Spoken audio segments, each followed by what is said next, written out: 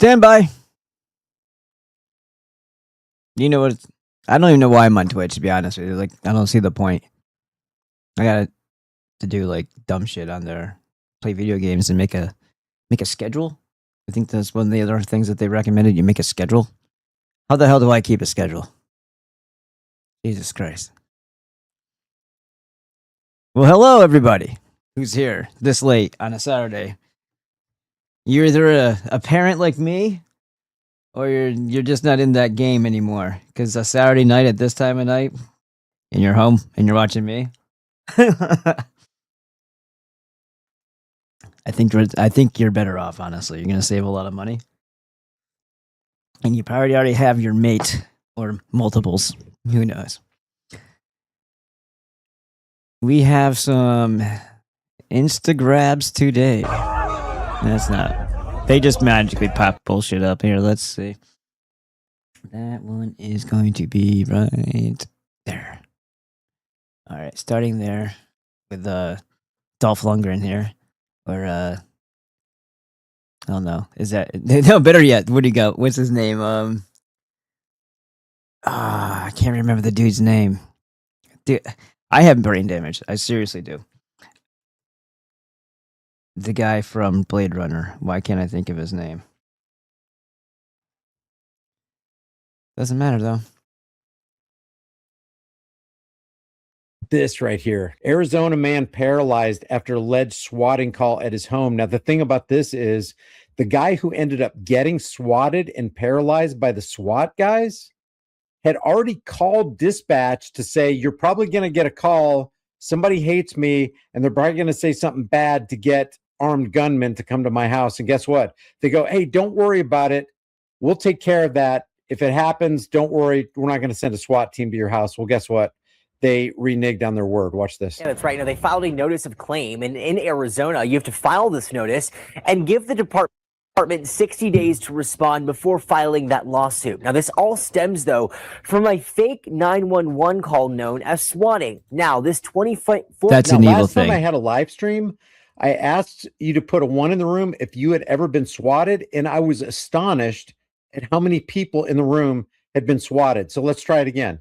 If you have ever been swatted by the cops, in other words, somebody called and said, oh, there's some heinous crime going on at this location, they give the address, and then the cops show up and you get swatted, put a 1 in the room if that happened to you.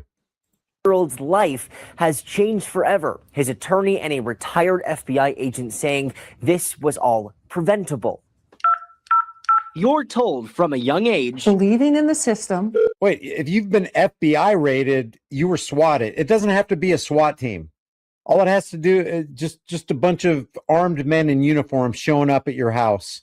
Even if whether they're inside or outside, you're surrounded by a bunch of armed men because of a call they got saying there's something bad happening in here and you need something needs to happen. If FBI agents came to your house, you've been swatted.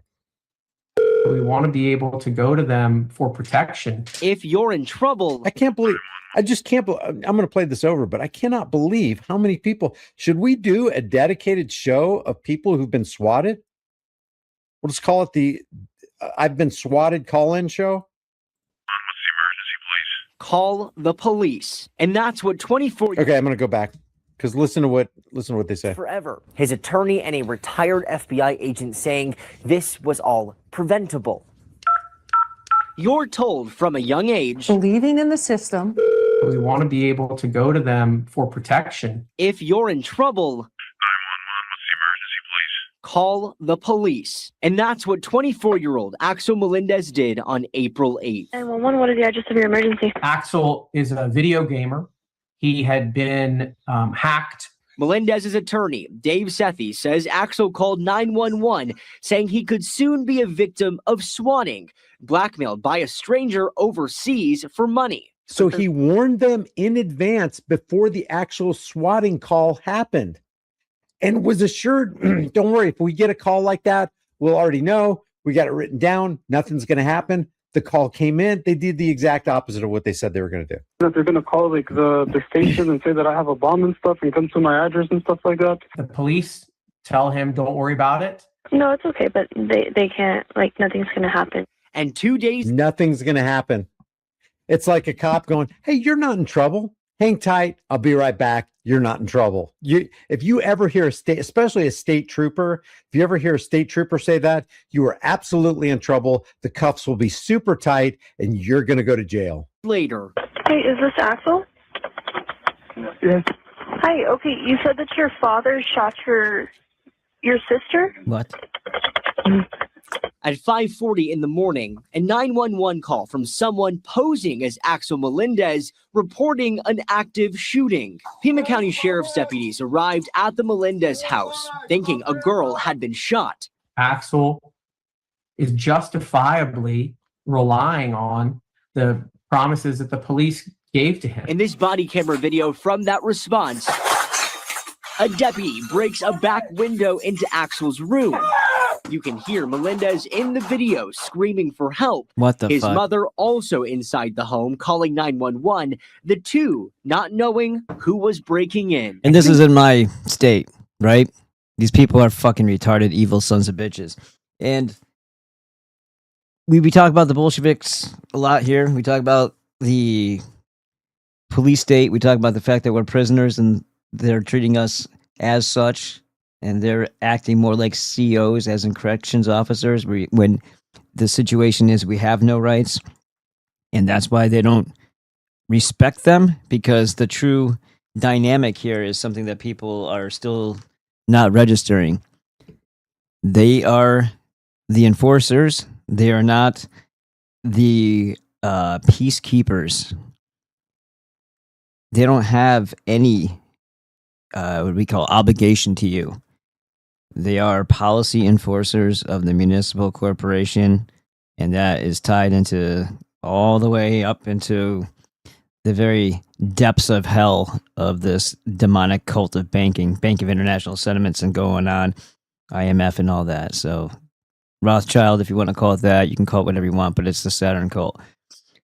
They are pushing ever so close and closer and closer every day.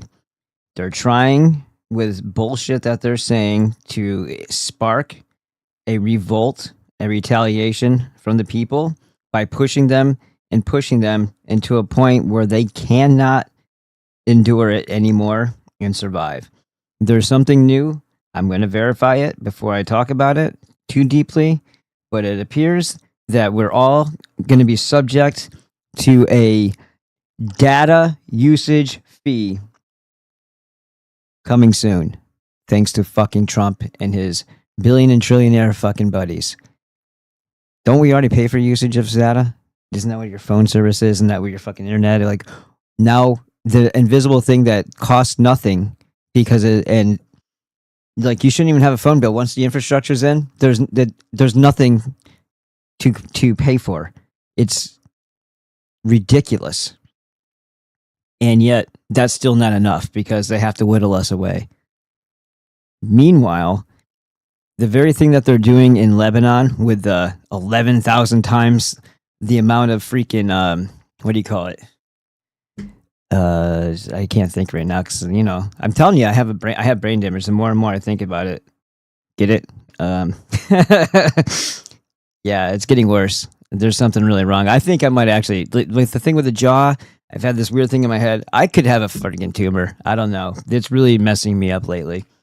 And it is what it is. But as I was saying, the glyphosate that they're dropping in Lebanon in massive amounts, what the hell do you think they're doing in the forests here? They've been giving through the BLM, which is a demonic force as well, the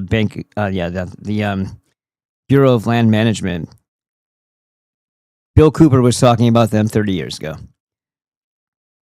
They're going to be logging and have started logging the amazing forests in Washington and all that stuff. They're going to kill the mycelium in the ground because once they strip all the trees down and they're not going to replant, and they say that they're going to spray glyphosate in order to keep out weeds, that's the most retarded thing in the world. That's like saying you're going to drop sodium fluoroacetate so that you can get rid of a certain type of animal, even though it kills everything.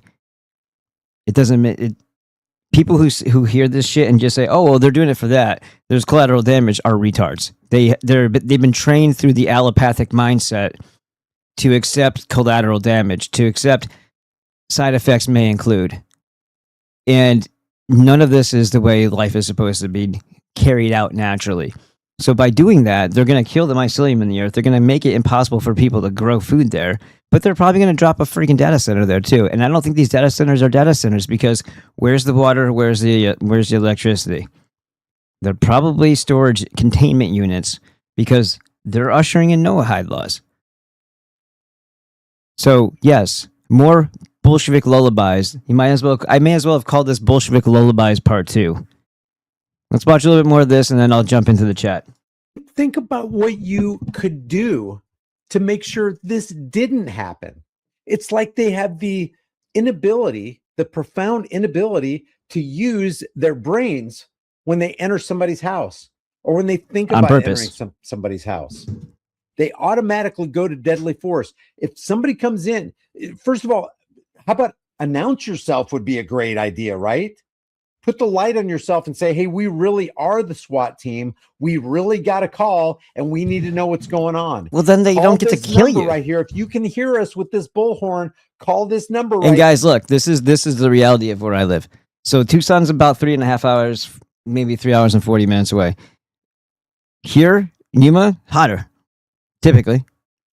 So today was about 115, I think, something like that. So take a look at the bottom here. It says 116, 93. 93 is the relief. Whew, whew, it's chilly, you know? Yeah. Here, prove to us that you're the person inside this house. That's the low. And show us what's going on. Maybe come out with your hands up or whatever, but it doesn't have to be like this right here. If you don't announce yourself, you can expect somebody to defend their house. And that's exactly what this guy did. And now he's paralyzed from the waist down for the rest of his life as a young person. Gets hit. A deputy breaks a back window into Axel's room. Did you announce your? Let's see, I missed that. On. Yeah, they don't use the doorbell. They don't knock. They don't make them like most people would comply, or at least talk, have a conversation. They're not going to get in a shootout with the police. I don't know why people why do we accept this behavior from police officers when they know, and you know, if you're not an idiot, damn well that people aren't going to snap into full assault mode, tactical douchebag style, simply because police are at their door or want to talk to them. There's no attempt to do anything civil. They want to smash up your house. They want to destroy your property. They want to hurt you. Why? Because this, again, is not even for the person that they're attacking. The cops are too stupid to understand why this happens and why they're called out to do this stuff. But it's to constantly remind people, because then the news, just like we're watching, gets spread around, and it's there to remind you that nothing's safe, nothing's stable, and at any given time, anybody can say anything, and then you can be at the other end of their brutality. And it doesn't have anything to do with whether or not it's justified, whether or not it's reasonable, whether or not you deserve it. None of that. This is hell. You are a prisoner. And at any time, there can be a prison riot. And at any time, the COs, the corrections officers, can abuse you. And that's when you're expecting, well, they have to follow some sort of rules. No, they do not. And by the way, it'll be too late anyway. They throw flashbang grenades into child's cribs all the time. They already know, most of the time, the layouts of the house, and they choose the window where the child sleeps to throw bullshit in there. We have wooden blinds in our house, shut at all times, ever since my daughter was younger. We have, not because we do anything wrong, but because we don't trust them. When COVID happened, I was very close to sticking flat plywood up across every one of my windows on the inside in case looters, because we didn't know what was going to happen, but people who are aware and paying attention to this would anticipate and plan for something, right? We didn't know if looters were coming or if law enforcement or some other piece of shit in FEMA outfit was going to show up and start fucking with us. So I had bought a shit ton of plywood. I still have it in the back by my shed. It was planned so that if people try to throw something in, it would bounce back out at them. Yeah, you can shoot through it. It wasn't meant to be bulletproof. It was meant to be fucking throwing and canister proof. you know. And if you make your house look like it's already been looted and people have moved on, chances are they're not going to go inside in your home and try to fuck with you. You throw a pile of old clothes in the front yard, it makes it look like you've already been looted. You create the atmosphere and the environment of something that looks like it's not worth somebody else's time, and they pass you by. Promises that You break your own window from the outside, and then you put the boards up on it. People will just think that it's already been gutted. gave to him. In this body camera video from that response, I urge everyone, if you want to live, because they are on an adrenaline rush. They're probably on roids. There's probably some other drugs in their system. Oh yeah, they don't have to, like, if they're on a drug case. This is how it was in the Coast Guard. If you were a boarding team member and you made contact with anything, like you did the ion scans and there was any kind of residue from the ion scan, which could be just a little bit, like in some countries that white powdery stuff is kind of prevalent for personal use. So just because there's a residue from an ion scan doesn't even mean that they're a dirty boat. But if you ion scan with your, because it's like a white glove test, but it's like a little like piece of, cloth, and then you put it underneath this ion scanner. If you were on a boat that had any type of positive reading, you didn't get drug tested for like 6 or 8 months. So that means that you could be partying like an asshole for 6 or 8, pretty close, right? Because it's out of your system like 3 or 4 days. That window is awfully long for such a type of substance. So we thought it was kind of funny. And then in the meanwhile, when we would pull up in the Cabo, the first thing like the group of Coast Guards that I knew would do would be get a bag and go to their hotel room. So I don't. Funny how life works. Like I remember when I was in the early part of the Coast Guard. I don't know if I've been on the boat yet, or if it was when I was in basic. But they said that it was during the school. So I went to the telecommunications A and C school. B was like outdated, so they didn't do the B school training. They had moved on to a different type of like equipment or whatever. So telecommunications A and C school in Petaluma, California, and the joke there in the telecommunications school was that in this, it's like multi-school, like the food service specialists train there, like everybody does, except for like, I think the engineers, the people that work below decks, I think they had a different spot, like, but ETs and EMs and all that stuff. Anyway, the joke was the Coast Guards have the best drugs. And that's a joke that's been around since the 60s. So I don't know. See, it seemed pretty obvious that was the case when I was there. I'm talking about the law enforcers. You want to make it if anything like this happens right here, and you're surrounded by 10 psychopathic state-funded gunmen, it'd probably be a good idea to be as transparent as you possibly can. Make sure your hands are shown at all times. But even then, I think of Daniel Shaver. I think of Johnny Hurley. I think of Philando Castile. They did absolutely nothing wrong. Daniel Shaver was trying his best to obey every single rapid fire command from Philip Brailsford from the Mesa Police Department, and he still got executed. Also, Arizona. It's almost like it's a catch-22. You're damned if you do, damned if you don't. So CPS is weaponized in every state, okay, on purpose. You want to know where the 1 million children go? You want to know where the other ones go that are done according to them authorized kidnappings or, on the books legal, when they go and they steal children from homes so they can supply the demand of the same-sex couples with children. And a lot of times that's what happens. Those are good children being taken away from good parents a lot of times. And then they have the Amber Alert sense out there. So when good parents try to rescue their children from foster care, you turn them in. Because, yeah. It's the way the demons work is they make you think that you're doing good when actually what you're doing is you're causing a great amount of evil to continue to succeed. So I don't care if it's a positive or a negative. Like if it's... Because I don't ever trust a story. So when I don't even look at the Amber Alerts. I don't care. Because I know that demons run it. And Arizona is really bad, like really bad and notoriously bad for like decades and decades and decades.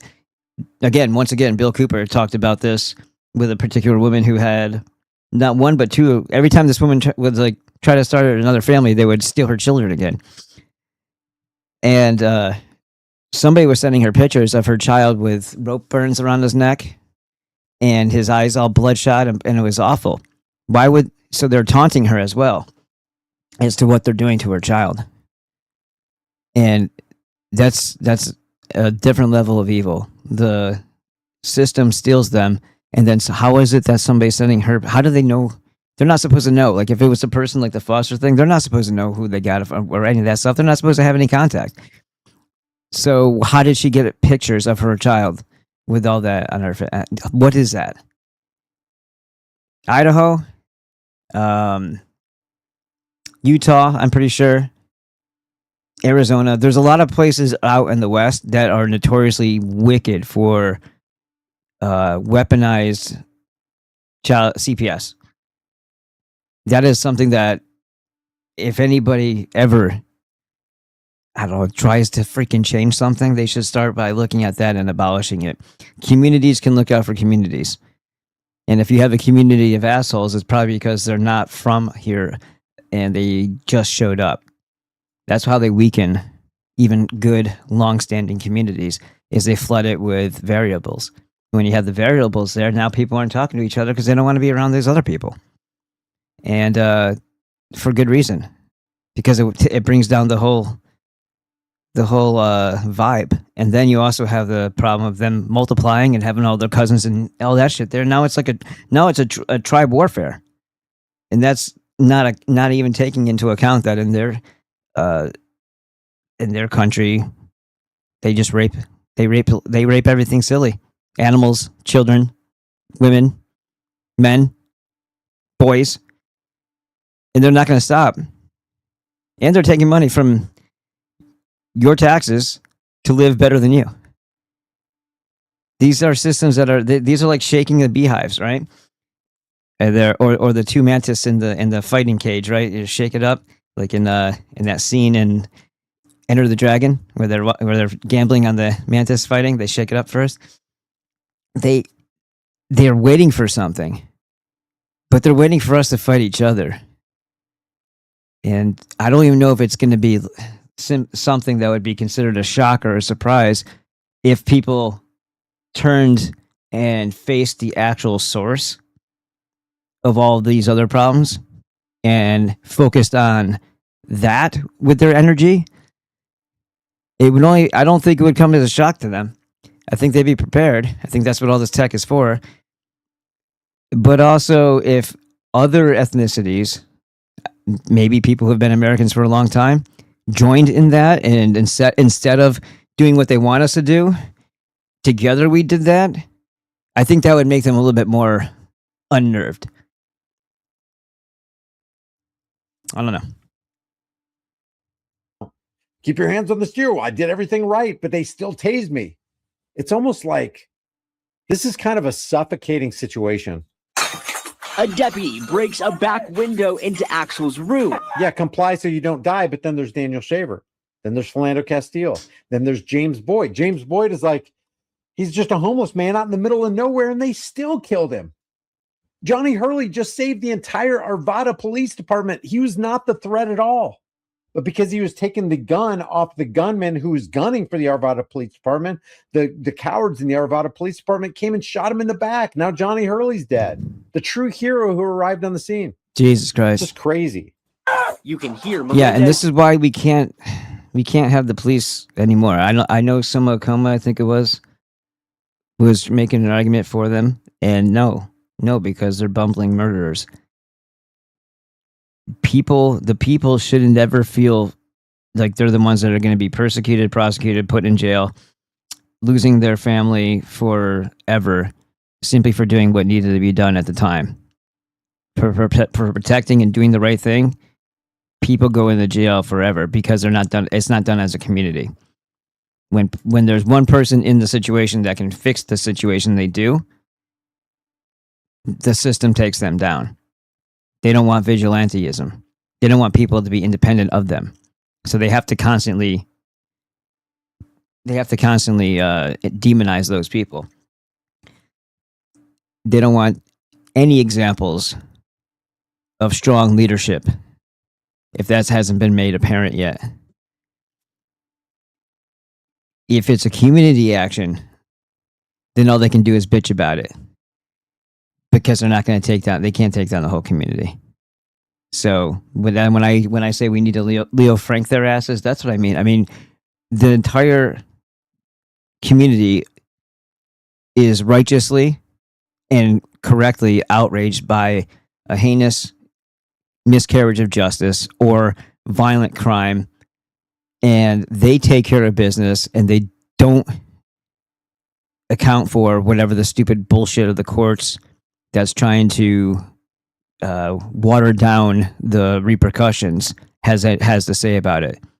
They do what needs to be done to protect their community, and if they do it as a community and more people do that, that's I believe a step in the right direction. From everything that I can surmise, that would be the best way to handle things, because you don't want to put individuals out there to be singled out. You need support. Everybody needs to support each other, back each other, have each other's backs. And people in your community that don't have that, they shouldn't be. They should be shunned. They should be ignored. They should be not included in things. The ones that want to bitch and moan, the ones that want to stand up for the rights of some fucking criminal piece of shit when they're doing wrong, when they're stealing, when they're harming somebody, and you're on the scene and you pin them down or something, or you stop them from doing what they're doing, and then some bitch starts bitching at you. That person is not any better than the person that's the migrant criminal or whatever the criminal type. And if one goes into wood chipper, the other should follow. But instead of doing that, at least we know that that's the level that they play on, and that's what their value is, and not to trust those people and not to include them in any type of, information, communication whatsoever, because they will be the types that will betray the very thing trying to protect them. And that's where we have to be very careful. There's going to be plenty of moles out there that want to suck up Stockholm Syndrome style to their masters. And fuck that. They're retarded.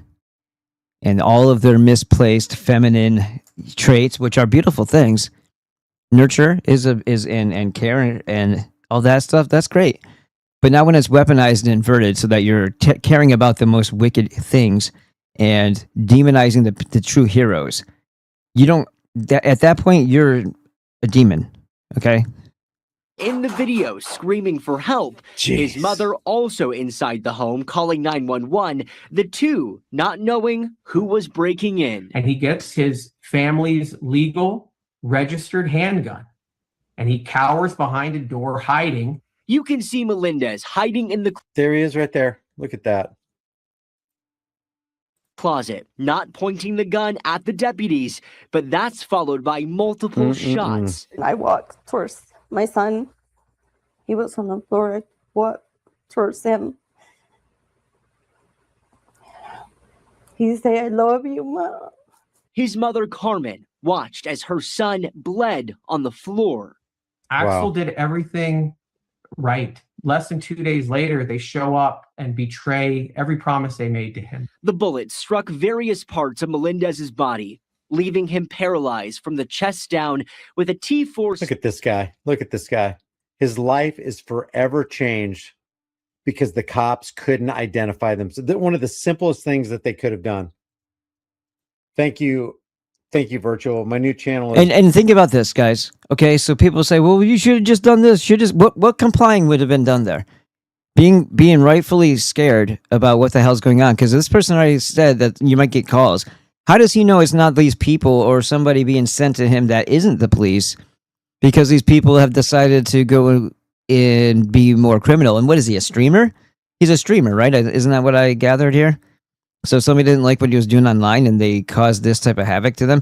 I'm sure they don't have any problem with what happened to them, and they're probably really proud of themselves for this outcome, because all they want to do is shut people up when they're saying things that they don't like to hear.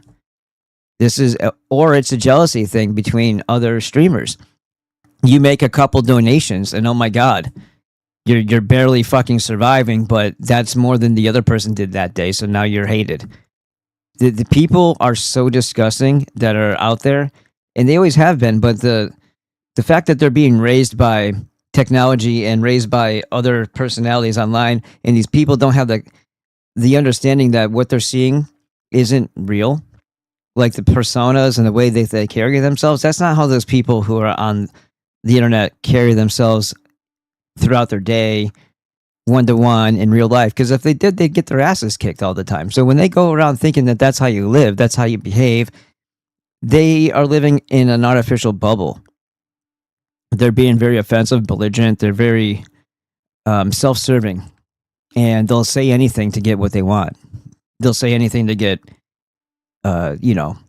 rewarded, and they don't have any character or integrity. I'm not saying everybody's like that. I'm saying there's a lot of people like that.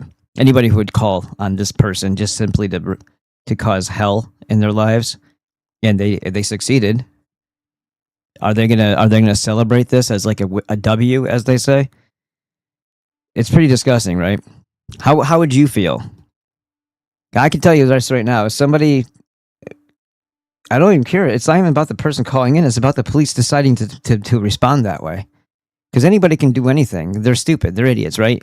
What do people always say? My dad used to say this and says it all the time. You can't control other people and what they do or what they think. So stop trying to. He told me this when I was like in my 20s. You can't stop anything from happening if it's going to happen.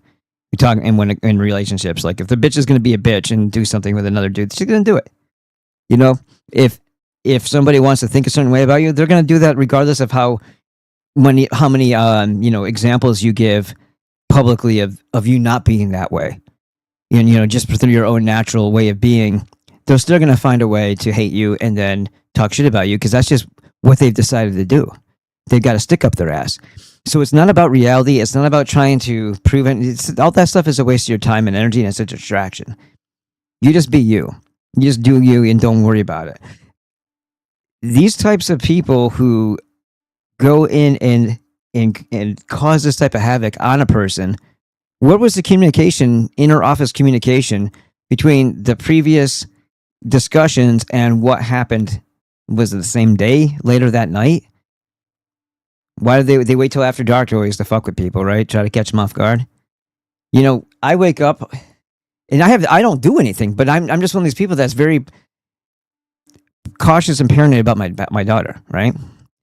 So I am always up at certain times of the night, and I realized, if I sleep late at these hours, and I started to think to myself, I think there's a reason why. Because of all the shit that I hear and all these stories that I watch and read and stuff like that, it's always like these no-knocks at 3 o'clock in the morning, and then all of a sudden some innocent child is harmed because of these fucking demons. So I think there's a reason why I get up when I do. I think it's just an impulse. It's like a involuntary, but it's still kind of like my soul telling me to get up. But it doesn't have it. The thing is, people in the public always think that, well, what did you do? That's how they say. That's how they frame. Well, what did you do? What did you do to deserve this? They must have done something. Otherwise, it's like everything is a valid, right? Like there has to be a valid reason why they did it. Otherwise, they wouldn't have.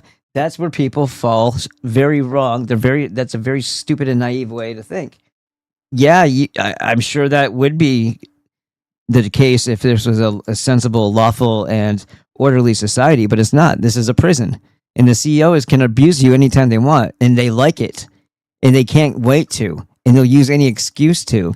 They'll ignore things on purpose for the opportunity to. You know how much, and especially an actual SWAT team, literally, it's like a frat house when it comes to the amount of steroids and freaking cocaine that these motherfuckers do. And if you think I'm lying, ask some of them. they are jacked up here, jacked up, and a lot of them are gym rats, and all they do is obsess about taking people down and hurting them because they have little man syndrome, and they're a bunch of fucking degenerates with not so much going on up there, and they don't care. They don't use it anyway. This brain is this muscle isn't being used. So yeah, that kid hiding behind the door with a gun had every right to be scared and hide behind that door, and it was made evident by the fact that they shot him anyway. Right? He's hiding, and rightly so. So in that situation, what do you say?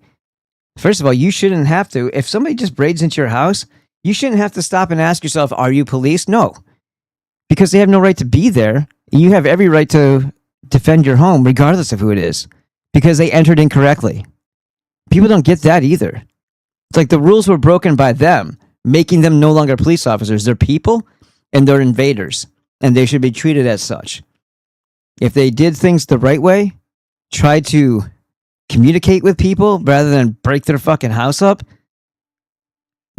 99 times out of 100 the people would at least have a conversation through the door and say, get a warrant or whatever. You know, what is it you're actually looking for here? Like, what was it that they were looking for there? What warrant did they have to swat him with? And if you have to serve a warrant, you have to have a communication. You don't just start busting through.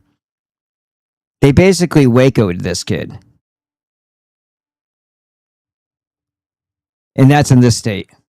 Do not, operator, instead of donut operator. First video to be posted at 12 a.m. Eastern. Thanks, man. Spinal cord injury. That's cool. Look at this guy. Just, yeah, shout out. This drives me crazy, man. I'm not seeing protect and serve right here. I am not seeing protect and serve. Unable to walk. At the end of the day, the ultimate responsibility is by the criminal who swatted the victim. But law enforcement has to rise to the call and look at crime is changing. No, fuck you, retired FBI special agent. The person who swatted him is the SWAT team, not the person who called it in. The person who called it in didn't shoot him. The person who called it in didn't break his window, didn't charge his home, didn't do all the shit that the police did. You can't put all that responsibility on the guy who called in. Yeah, how about the police use a little discernment and stop being retarded and stop using what's essentially a prank call as justification to hurt somebody? How do you shift the freaking responsibility like that and think that that even makes any sense to a rational human being? John Yanarelli, a retired FBI special agent, says from the current information, there was a misstep. And as swatting calls become more and more frequent. Yeah, oopsie. So sorry. You're not dead. You just wish you were. Responding law enforcement needs to take the minute to think before reacting. You think? I mean, instead of taking a minute, how about take a breath and knock and try to. They're all about escalation, not de-escalation, right? Hey, Sholo, that's kind of sort of near where Cooper used to live. Cooper used to live in Arizona. You know that? I forgot the name of the actual place now for some reason. Sholo was one part of it, and then the other part was it's like in the Alpine-ish area.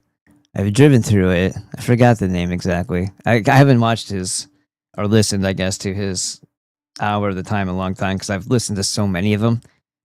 Like probably 1,000 of the 1,800 or however many there are. Yeah. About it. Okay. First of all, number one, do we have the right address? Number two, is there any call log where this person indicated that they might be? Yeah, this is the one time they actually showed up to the house that they intended to show up at, right? Screamer, that they may have enemies, that somebody could actually pull this shenanigans on them. There's so many questions they could have asked before they even showed up. And then when they show up, there should be 2 or 3 things that they have to go through to ensure that no innocent person gets harmed. Is it really that hard? And to check to see if this is a known swatting target. A life lesson you learn from a young age. We tell our kids, find the helpers in your community. Melendez now regrets putting to use. Yeah, so Axel and his mother are asking for a total of $320 million from Pima County Sheriff's Department and also Pima County. Now, right now, the county and the Sheriff's Department have 60 days to respond to this. We have reached out to the Sheriff's Department today and his office, and they said right now the sheriff does not comment. Eager, Arizona. That's where he lived. On pending litigation. Cooper. Jeez, man. Somebody says APD killed a great grandmother in her own home and attempted to frame her afterwards. I'll have to look that up. She was caught without boobs. That's a crime. So what we're watching. All right, let's go to the chat real quick. What's up, G's? G's and cheese. Let me go put it on the screen. I think is probably better, right? Satisfactory Interceptora. Best promotion on Steambo. Steamboo.org. Thank you. I want fake people to watch my videos. I guess that's how you get them to click on your Twitch video, though, right? Because they're like, oh, there's 300 people watching this one. There must be something to it. And then it's all fake viewers. Huh. But then that attracts real people because that's how dumb people are. Oh, the herd is going this way, but they don't even think that. They just do it. Edward Snowman says, let me see. Let me move myself out of the way. What the hell? Am I on the wrong shit? Hold on. There we go. Him do say, hold on, let me go over here. My daughter just showed up too. I gotta say hello in a second. So I'm trying to stay away from the headphones so I don't dislocate my jaw again. That was terrible yesterday. Twice it's happened now. So apparently I can't use any master glam. No more looks maxing for this man. Aloha snack bar, brother. Hello, Edward Snowman. And then Edward Snowman says, or if you're a Hebe who doesn't need a son sacrifice, you can put blood on your doorway for Passover. Yeah. So your golems will see your house as has already had a visit from death.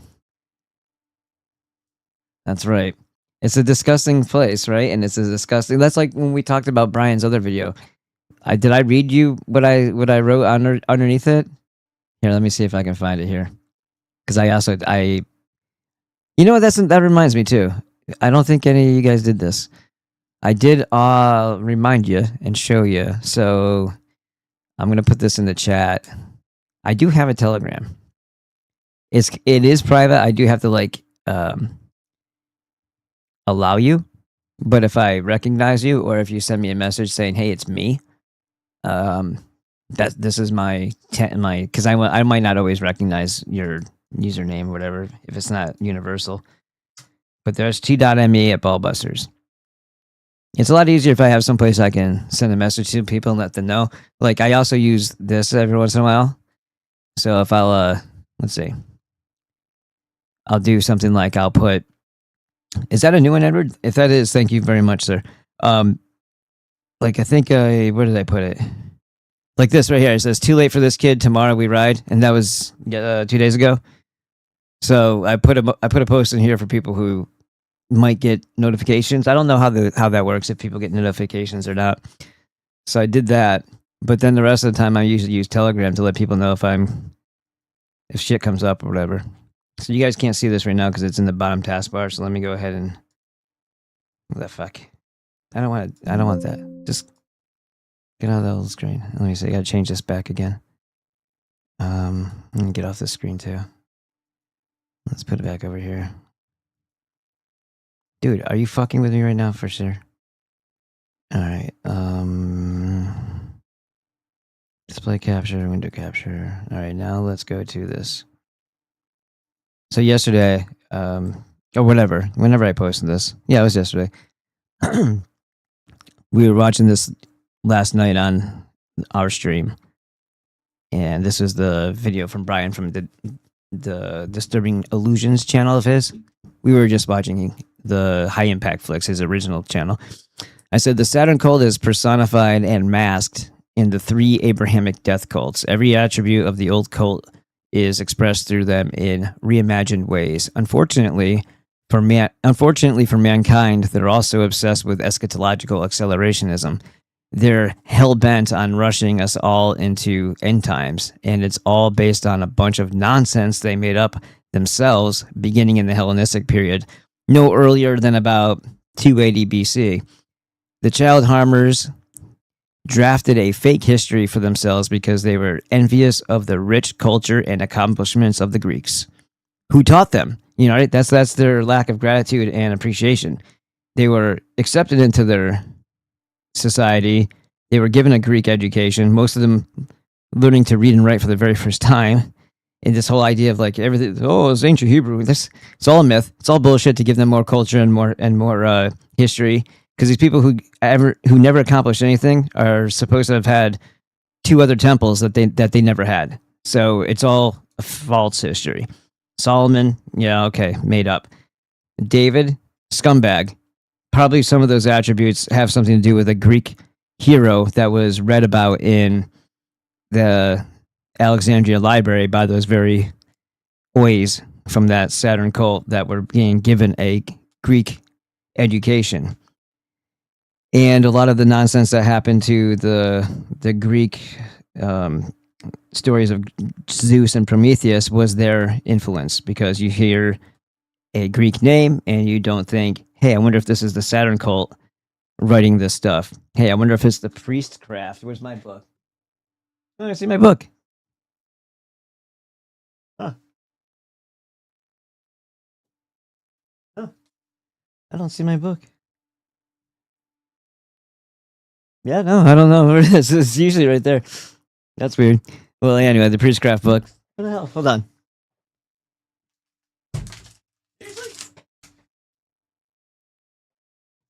Oh, here it is. There's a toothpick stuck in it. There you go. That's still on my website, by the way. So is the creatine. And by the way, I should also let you know, before we go any further, let me go ahead and do this. I'll fix this again. Zippity zap. Crypty crap. No, I turned off my audio instead. There we go. Excuse me. This right here. Bam. I restarted it for 1 more month. Because I need to pay bills every month, apparently. And I got a lot more shit happening this month. That I think that store that usually does the big order, I think that's going under. I think that whole territory of Old Town San Diego is on its way out. It's probably going to be it's not really even technically a historical landmark site, even though it's treated like one because it's not old enough to be one. But they have been treating it like that for the last 60 years or 50 years. So it's still protected according to the state. So they're not going to be doing too much changing. But I can't see that lasting because it's just the way the world has changed since 2020. I got out and I kept on wondering if I'd made a mistake, if I had prematurely given up on it, even though we were seeing the law of diminishing returns. And everything I've seen in the last 4 years, like there were some times where maybe they had a little peak, but you got to look at it throughout the year, right? Like you have to pay the rent for the place out throughout the year. You have to pay the employees throughout the year. If 1 month you don't even make anything, that money still has to go to your employees and to that rent. And then you have your home bills, and those have to get paid. So if you're constantly not able to even spend any money that you do make because you're not sure if it's going to be there the next month, like that is a shitty place to be. I'm doing that right now simply just with trying to fix my van. I don't spend the money that I have because I don't know if I'm going to need it for the bills at the end of the month. And sure enough, every single time for the last 10 months I've had to. So he hasn't placed an order in a while. And it's not for the lack of, my sauces are freaking awesome. His other products are awesome. His store looks great, but you need people to show up. And there's not a lot of disposable income. And there's all kinds of jacked up shit going on. Nobody wants to go to California anymore anyway. Unless it's like Comic-Con, but that's already passed. I think that was in July. And Australia, they're basically we're all prisoners. We're all prisoners in prisons, different wings and different territories geographically. But Australia and Australians used to be a huge part of our business during the tourism, for the tourists, and that pretty much all dried up. That was a huge portion of it. The Australians were awesome to us. They loved our stuff. They visited California an awful lot, so it was pretty cool. Greece, there was people from Greece who came just for the spicy honey that we had. They would buy like 8 or 10 of them when they showed up, and they would take them back with them, and they would pay the check-in just to bring them home. So all that was awesome. And now first of all, I'm not the one that's making sure that the employees are prioritizing my product over all the other stuff in their store. So that's one issue. The other issue is they have to sample the stuff.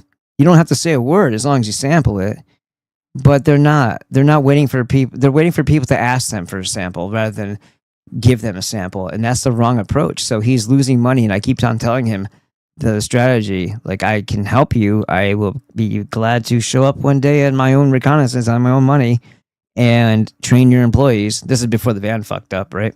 I would drive out there and do this. And he said, yeah, but we never actually set it up. And I know that I could, people have to show up first, but then after that, you can make something happen if you're doing it the right way, and you can maximize that. As long as the right people show up, it doesn't matter how many people show up. That's how the farmers markets used to be too. There could be dead, but people would show up for our product, so they would leave it after they got it. So other people would be having shitty days, and we were doing fine. Because like, oh, this and that and the other things. Like, first of all, you guys don't even really make your own stuff, and you're kind of lying to people when you pretend like you are. Like, I've seen it all, right? It's like I had an honest product. I actually did make it, and still do, and it was good quality. I didn't overcharge people, so I built a good reputation, and I was outgoing. So if people were passing by, I'd be standing not far back in my booth. I'd be like, "Hey, check this out. Give it a shot." I didn't ask permission. I just gave it to them. They take it, and then they taste it, and they'd be like, "Wow!" And that would stop them. If you can't interrupt their trance, you're not going to get them to stop. So you have to understand that, and you have to be outgoing enough to do that. People were getting mad. One old fuck got mad at me because I was doing my due diligence to be like, outgoing. I wasn't going in front of his booth. When they passed in front of mine, I sampled, and I stood out front of my booth, and I got their attention. And he got all upset, and he like walked over there and grabbed one of the woman's arms. The dude was nuts. And he's like, "No, don't come over here and get something for me." I'm like, "Is anybody watching this guy? Do you see what he just did?" It's like he's trying to make a point to me, and I'm like, "You're failing on that, dude. You're a psycho, and you're scaring the lady." So, anyhow. He was some Moroccan fucker or something like that. What's that stuff? It's not hummus. It's like some other harissa. He had a harissa, but I don't think he actually made it. I think it was like Costco shit, but he was remodeling it and pretending that it was his. Yeah, real piece of work there. And let's see. Did we do it yet? No, let me do it real quick. Where do you see it? Okay. Let's go to... Oh, we're almost hitting 500 views on that video that I did. And I've been working on a new one today, but it took me... It's going to take so much. Those are big projects.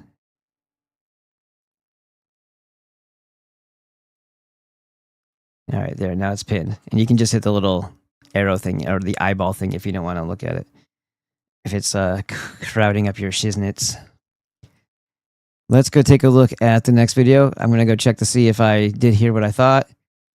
And we're going to do a massive roid cop. Now, here's the deal. This is another Brian channel. Should we do that one or should we do... Video.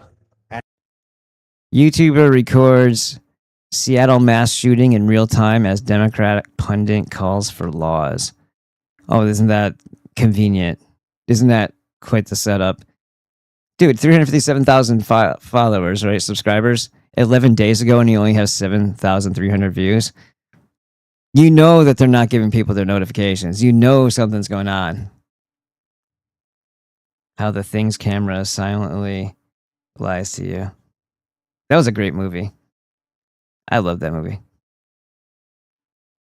We got a lot of good stuff for the Instagrams too. But you know what? Let me take a look real quick because I did click a few things to try to build the case that I was talking about for the other thing that we were discussing. Video. What the fuck did I just do? 200K. I'll get that. Fuck it. Shut up.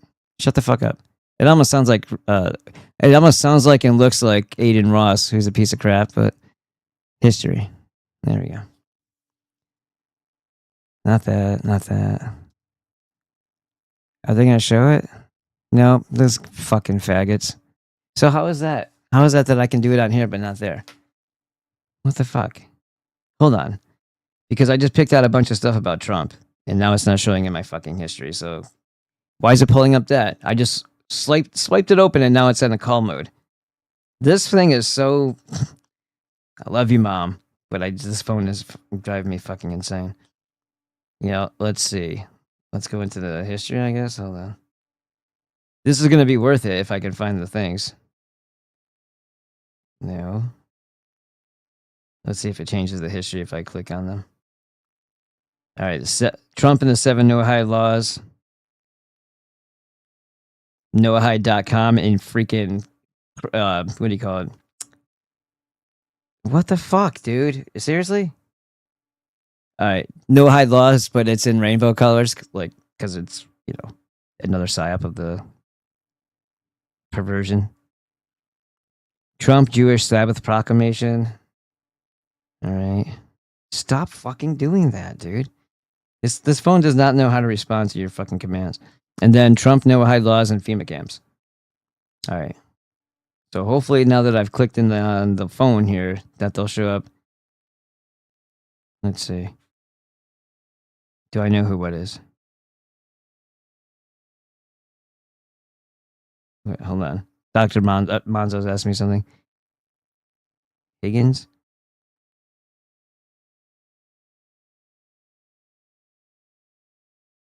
Nope, I don't know him.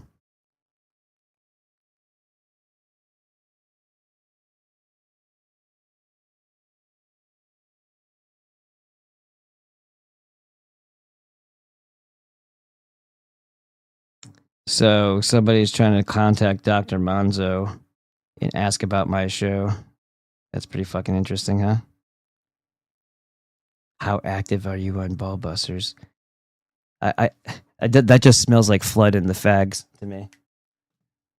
Fucking human pieces of shit. Let's see, did that fix anything? Yes! Alright, good. So let's open up some of these. New tab. New tab. New tab. New tab. Alright. Statistics bear that. I hate her so much. 2 Israeli embassy staffers killed. Oh yeah, right. How many millions of people did? Yeah, I know those 2 staffers didn't do it, but to focus on that is already an insult and irritating as shit.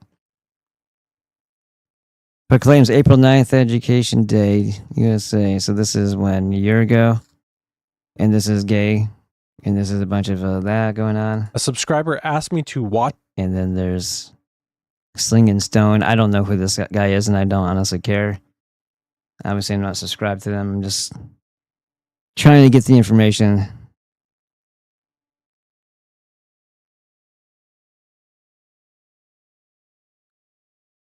And then there's this, the disgusting reality behind Trump's dignified transfer show.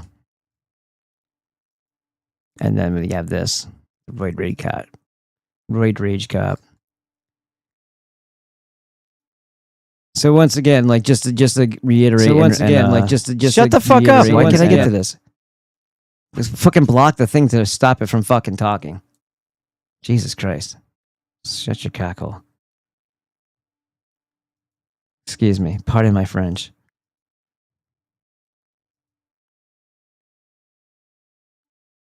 Yeah, but the type of a-hole that would like contact Dr. Monzo, they're just trying to stir shit up.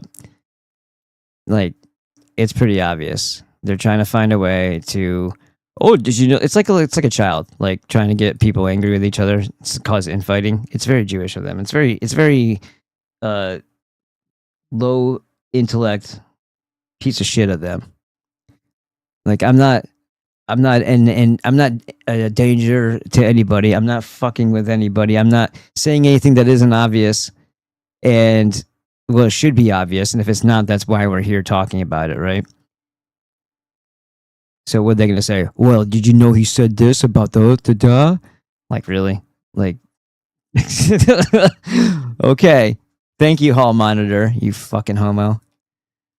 See, the stuff like that, like, it's just one of those things where if it was done in person, they tried that shit, that's the type of shit you get stuffed in the locker for doing. All right, so I think that we're just going to go ahead and take... I don't know these people, so I'm not going to roll with that one yet. We'll start with this one. And this was 2 weeks ago. And I'll be back. Watching right now is the dignified transfer at Dover Air Force Base of those 4 military members who have been killed in the war with Iran. Their remains have now been brought back home on U.S. soil. What we are going to be seeing is essentially the transfer cases of the remains of these 4 American soldiers that would be brought down the ramp from that C-17 right now, as you're seeing on your screen. The honor guard, made up of U.S. Army soldiers, is then going to carry that transfer case to what is known as a transfer vehicle. You see there in the background that we see President Trump next to Secretary of Defense Hegseth. They initially had walked up to the ramp of that C-17 and provided a salute. Then they went back to that area where the distinguished visitors are. Now you're going to see the honor guard made up of Army soldiers. They are going to transfer this transfer case into what is known as a transfer vehicle. As I've been talking earlier, the reason why this transfer occurs at Dover Air Force Base in Delaware is because it is the home to the Armed Forces Mortuary Affairs Center. There is no way people are mad enough yet. What a load of military industrial complex, Zio international banking cartel BS. You got another day, another headline about fallen service members, and another ceremony at Dover, and another round of political theater that leaves regular people paying the price. Today, I just want to talk straight about what's really happening when the president shows up for a dignified transfer while U.S. bases are emptying out across the Middle East. Not to mention, deals are being cut with sensitive technology, and the cycle of intervention keeps on spinning. This isn't about left or right, guys. This is about power and how centralized authority always expands at the expense of individual lives, families, and our futures. Let's go ahead and break it down without the spin. First, let's just talk about the human cost, the obvious human cost. 4 Americans just came home in transfer cases at Dover. They signed up believing they were defending something real, their homes, their communities, their way of life. Instead, they were sent into conflicts shaped by decisions made in distant rooms by people who rarely bear the consequences themselves. And their families just stand there receiving folded flags while the machine keeps on turning. Now, I'm not here to attack those people in uniform. The men and women who serve often do so from a place of genuine duty. They actually believe the fighting for democracy mantra, but they've been duped. They've been indoctrinated. They've been lied to by their Army, Navy, Air Force, or Marines recruiter who sold them a bill of goods saying, you're fighting for apple pie, America, Chevrolet. You're fighting for all that is right in the world. But we got to be honest. They became tools in games of empire alliances and resource control. Every time a leader poses for the cameras at these ceremonies, ask yourself, who authorized the mission that put kids in harm's way? Why are we doing it, and who profits from the endless deployments? What group avoids accountability when the body bags come home? Now let's zoom out to the bigger picture unfolding right alongside this. Reports of U.S. bases being evacuated in key parts of the Middle East. Why? Because the promised security umbrella, the one we taxpayers fund with trillions of dollars, has holes big enough to drive a convoy through. Allies feel exposed. Adversaries smell weakness. And the response from the top? Not a hard rethink of foreign entanglements, but new bargains, new deals, new opportunities, new ways to generate and dip into the revenue stream. All we get are whispers of shared advanced semiconductor technology and even nuclear-related capabilities with regional players just to keep the plate spinning. Keep everybody off guard. And think about that for a second. We're talking about dual-use tech that can power both civilian innovation and weapon systems. Technology developed on the backs of American inventors, engineers, and workers, often under government contracts that socialize the cost while privatizing the gains for the well-connected insiders. Remember, guys, it's a big club, and you and I just aren't in it, and we never will be in it. Handing pieces of that technology over as a bargaining chip isn't diplomacy. It's the same old game of statecraft, where everyday people foot the bill for blowback. And this pattern repeats because the system is built for it. It's not broken, it's working the exact way they designed it to work. Centralized power doesn't learn from failure, it doubles down on it. It creates discrepancies and dependencies. It justifies bigger budgets, more surveillance at home to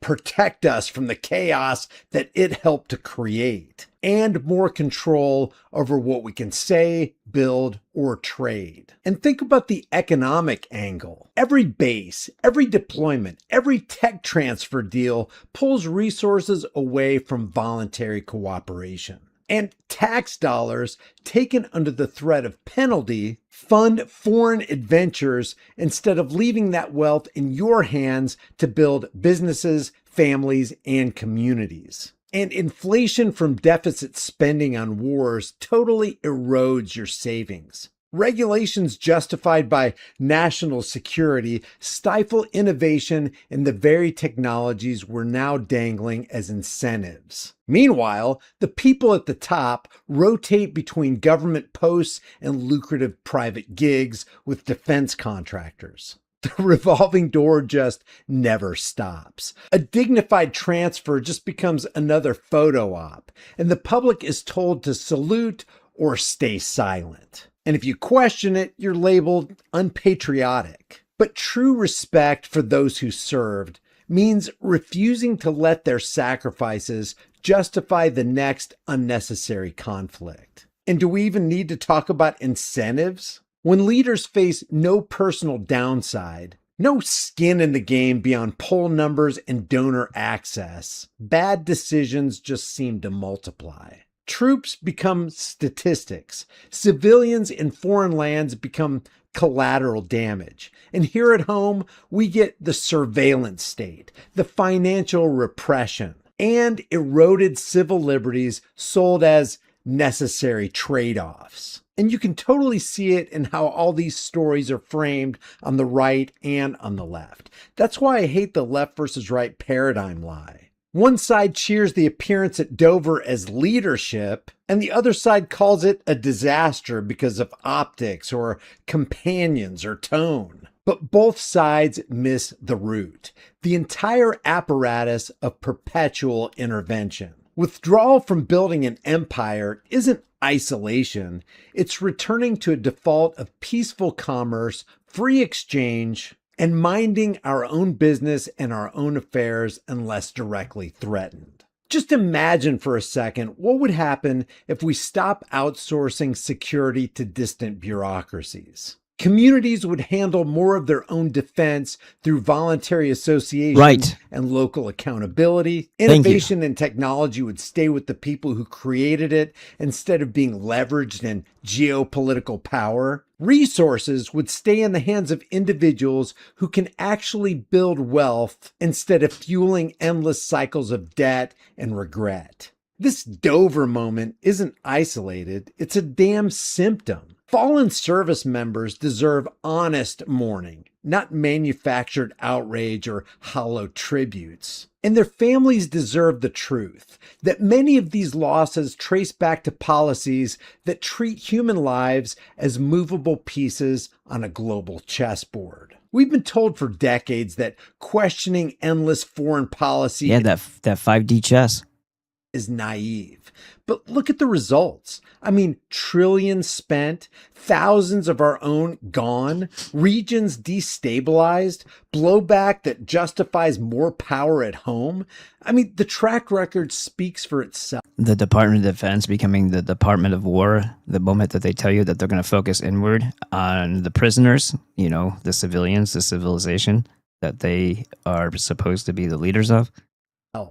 Real security comes from strength at the individual and community level. Strong families, productive economies, clear principles of non-aggression, and a government strictly limited to protecting rights instead of violating them in the name of vital interests halfway around the world. The tech deals, the base adjustments, the ceremonies, they all fit the same pattern. It causes power to consolidate and costs diffuse to the rest of us. And the cycle continues until enough people refuse to play along. And the next time you see footage... And I think that's what they're pushing us towards. Unavoidable, unbearable as insults until something happens. And they'll be all ready with their disgusting surveillance state to squash whatever organically rises, or they'll false flag it and do it anyway. From Dover or any similar event, don't just feel the emotion they want you to feel. Ask the hard questions. Who decided this? Who benefited from this? Who has to pay for this? And what would a world look like where individuals and voluntary groups, not centralized machines, handled their own defense and diplomacy through honest trade and mutual respect? That future isn't handed down from above. It's built from the ground up by people who value their own liberty enough to... So is it true that Trump is a Canadian goose and every 3 steps he poops?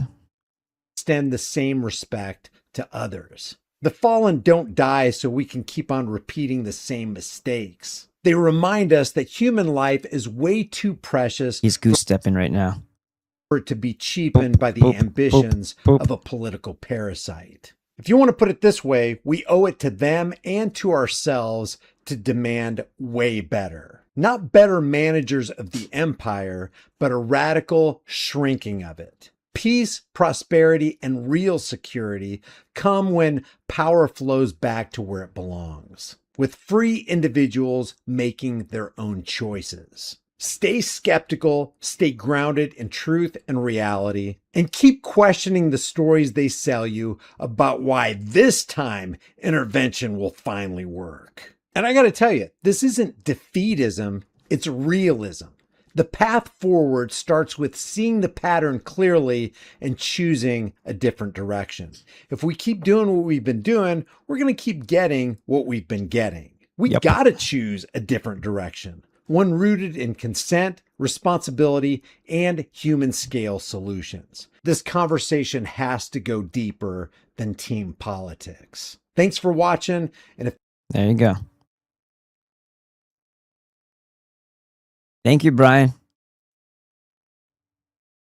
That's his name. Now let's look at the chat.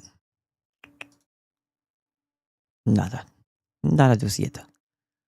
All right, let's move on.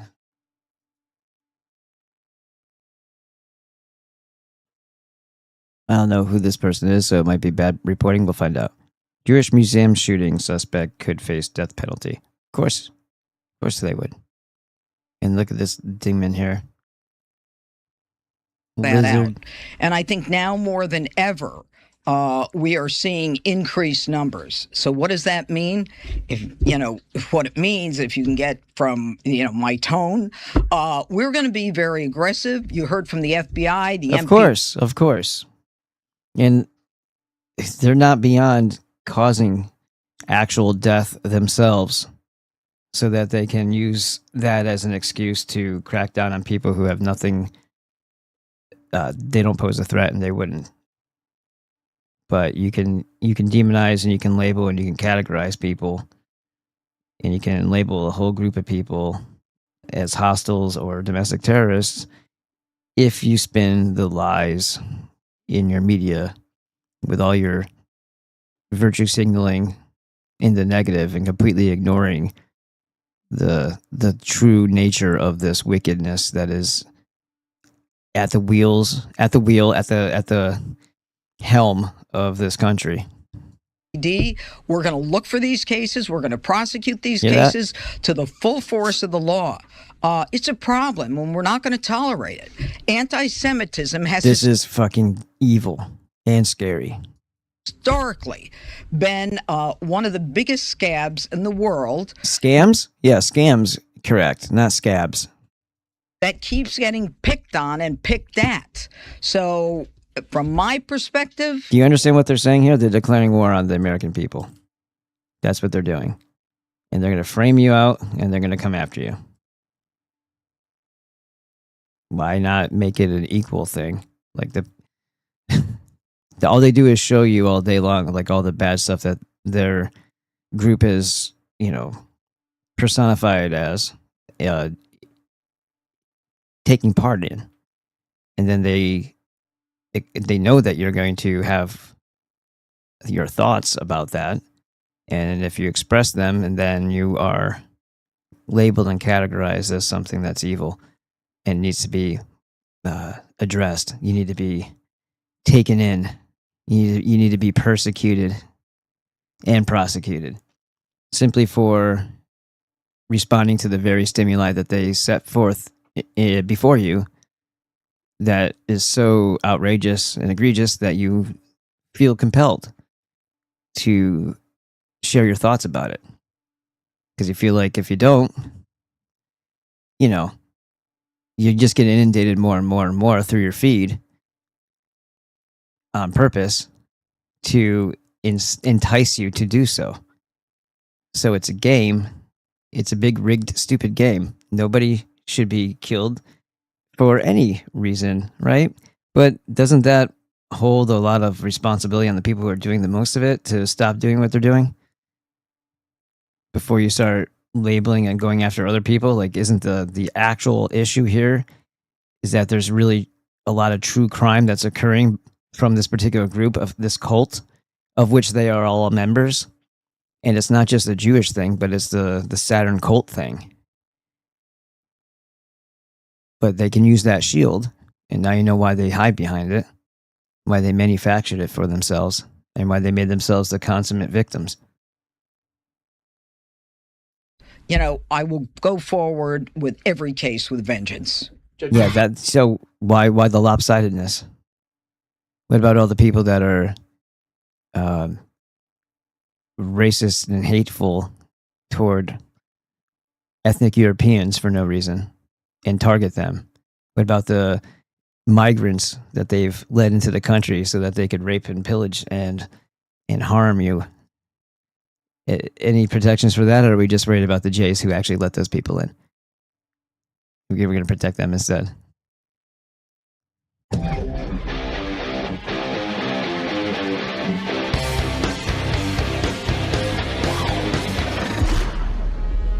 That might actually be in our future. Scorched earth. I will go forward with every case with vengeance. Hey everyone, Johnny here, Don't Speak News. That's how she ended her little spiel there. Janine Pirro, however you pronounce her name. Another Fox News contributor serving on the Trump administration. I mean, it's just incredible how interchangeable they are. Fox News correspondents and, Trump's administration, both times, this time and the last time. So anyway, you heard her. They're threatening everyone that's anti-Israel Americans included, of course. And she says, we're going to prosecute these cases, anti-Israel cases, and I will go forward with every case with vengeance. Yes, I bet you will, because you're doing the bidding of your masters. The synagogue of Satan that say they are Jews, yet they are not. The ones that are running the show. And even if they were, just because they're not doesn't mean they're not part of the same cult. And the ones that are, and what does that even mean? Something that was manufactured post-Jesus time, or the time that they made that up too, perhaps. I don't know. Or at least changed the details of it. 2,000 years worth of rewrites and translative mistakes or errors on purpose. And we're supposed to just accept what they said that he did. I'm sure he totally told everybody to, be passive and, turn over your other butt cheek and all that stuff and give to taxation and all that crap too, right? I'm sure that all happened. Seems a little lopsided. In the nation state of Israel. So you can bet, following what she just said, we're going to see the Noahide laws. Check this out. The Trump administration, they didn't do it because there was such outcry over it, but they wanted to withhold disaster funding for states and cities that boycott Israel, that are part of the boycott and divestment movement against Israel. So there it was, Trump administration to withhold disaster funding for states and cities that boycott Israel. The condition applies to at least $1.9 billion that states rely on to cover search and rescue equipment, emergency management salaries, manager salaries, and backup. And what are they going to do? Remember we talked about this the other day? What are they going to consider boycotting Israel? They're going to expand that definition. So if data centers are implicated in that boycotting of Israel thing, based on what they or base, how about this? If a vaccine is produced, manufactured, created in Israel, and you decide not to take it because you know that they're all poison, is that boycotting Israel? Is that enough to get you forcefully injected and put in prison and your family torn apart? Is that the direction this is heading? Power systems, among other expenses. So they would like to just let you rot. Let's say you're in a flood zone, like in Texas, it got flooded here last month. Cities just wiped out, homes carried down the river. Texas, New Mexico, and other places, right? Well, if your state boycotts Israel, you get no federal funding. And this is a year ago. No, your house can't be rebuilt because you boycotted Israel. And that's what they were saying here. Then you got controlled opposition like Hal Turner saying, oh, that didn't happen. That was never in the bill. Yes, it was. They took it out because of outcry. I'm so sick and tired of these people like him. Hal Turner, Alex Jones, they're all the same. And then the Noahide laws, like we just discussed. That's what's coming, and that's what Janine Shapiro is going to be enforcing. So the Noahide laws began, and you can look at these links for yourself. Noah hide and seek, because that's the name of this episode. Now you understand why, because we will be hunted. It's going to be Hunger Games style. It's going to be all kinds of fun stuff that would be very reminiscent of the torturous hell that the Russian people had to endure when this country, through its co-opters and infiltrators, funded and was directly responsible for the Bolshevik Revolution. On Telegram here. In the States, when Jimmy Carter signed Education Day into law. It goes all the way back to Carter. Ronald Reagan signed a proclamation to make sure all people were aware of the 7 universal Noahide laws. George H.W. Bush signed Education Day USA, which included the Noahide laws, which are not anywhere in the scripture, by the way. Old Testament, New Testament, doesn't matter. You're not going to find them. This is from the Talmud, Babylonian Talmud. George W. Bush endorsed Education Day, USA. Obama commemorated Education Day with Chabad Lubavitch. Trump endorsed the Noahide laws as Education Day, USA 2020. And a rabbi gave the Noahide prayer at Trump 2024 Vegas rally. Trump prayed at the Rebbe Menachem Schneerson's grave. Yeah, Schneerson, the guy who I believe died of... he was so full of shit, right? Because he he died of poopy impaction. So he was constipated. He died of constipation because he was so full of shit. And that little ceremony, if you ask the right Shabbat Lubavitch member was an attempt to bring the Dybbuk, the disembodied evil spirit that was in Schneerson, and they claim is still floating around, and to impart it into Trump. What other religion do you know has sorcery and black magic involved in it, and it's not called a cult? Honored Rabbi Schneerson on Education and Sharing Day, USA 2025. The Israel Sanhedrin called on Trump to establish an international divine Noahide court for all nations. Let me repeat that one again. The Israeli Sanhedrin called on Trump to establish an international divine Noahide court for all nations. You might want to click on that one. Rabbi Pinchas Cement, the regional director of Chabad Lubavitch of Arkansas, cites the Noahide laws to the U.S. House of Representatives. Under the Noahide laws, all Christians will be beheaded because of, they'll say idol worship, false gods, because they don't consider Jesus Christ to be the Messiah.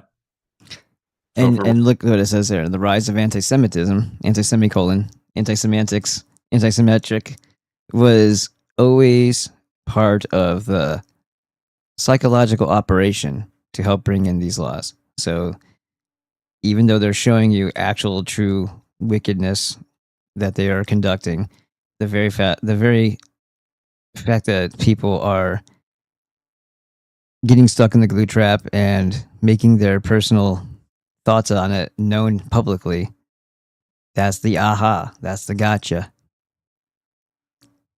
Worshiping Jesus Christ and in Jesus' name.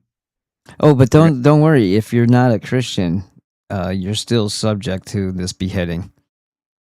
It's not just for the Christians, it's for anybody who isn't one of them. Going to get beheaded.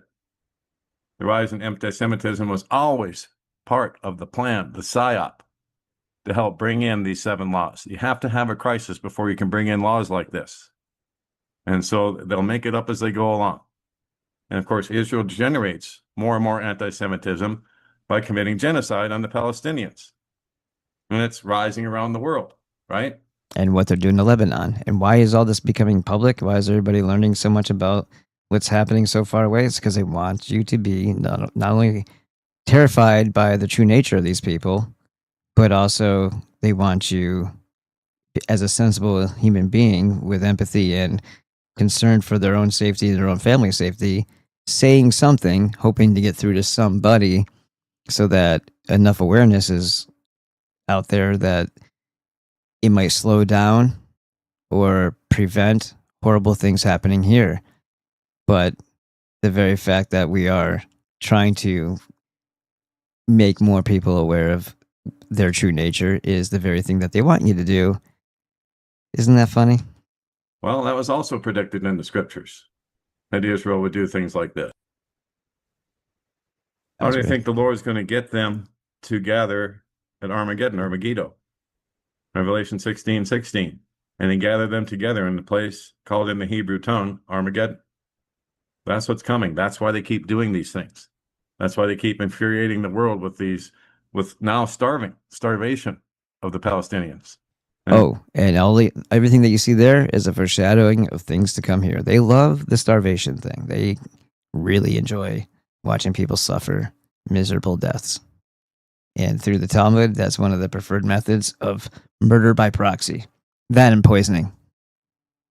In fact, I got a video here somewhere. Let me pull that up real quick.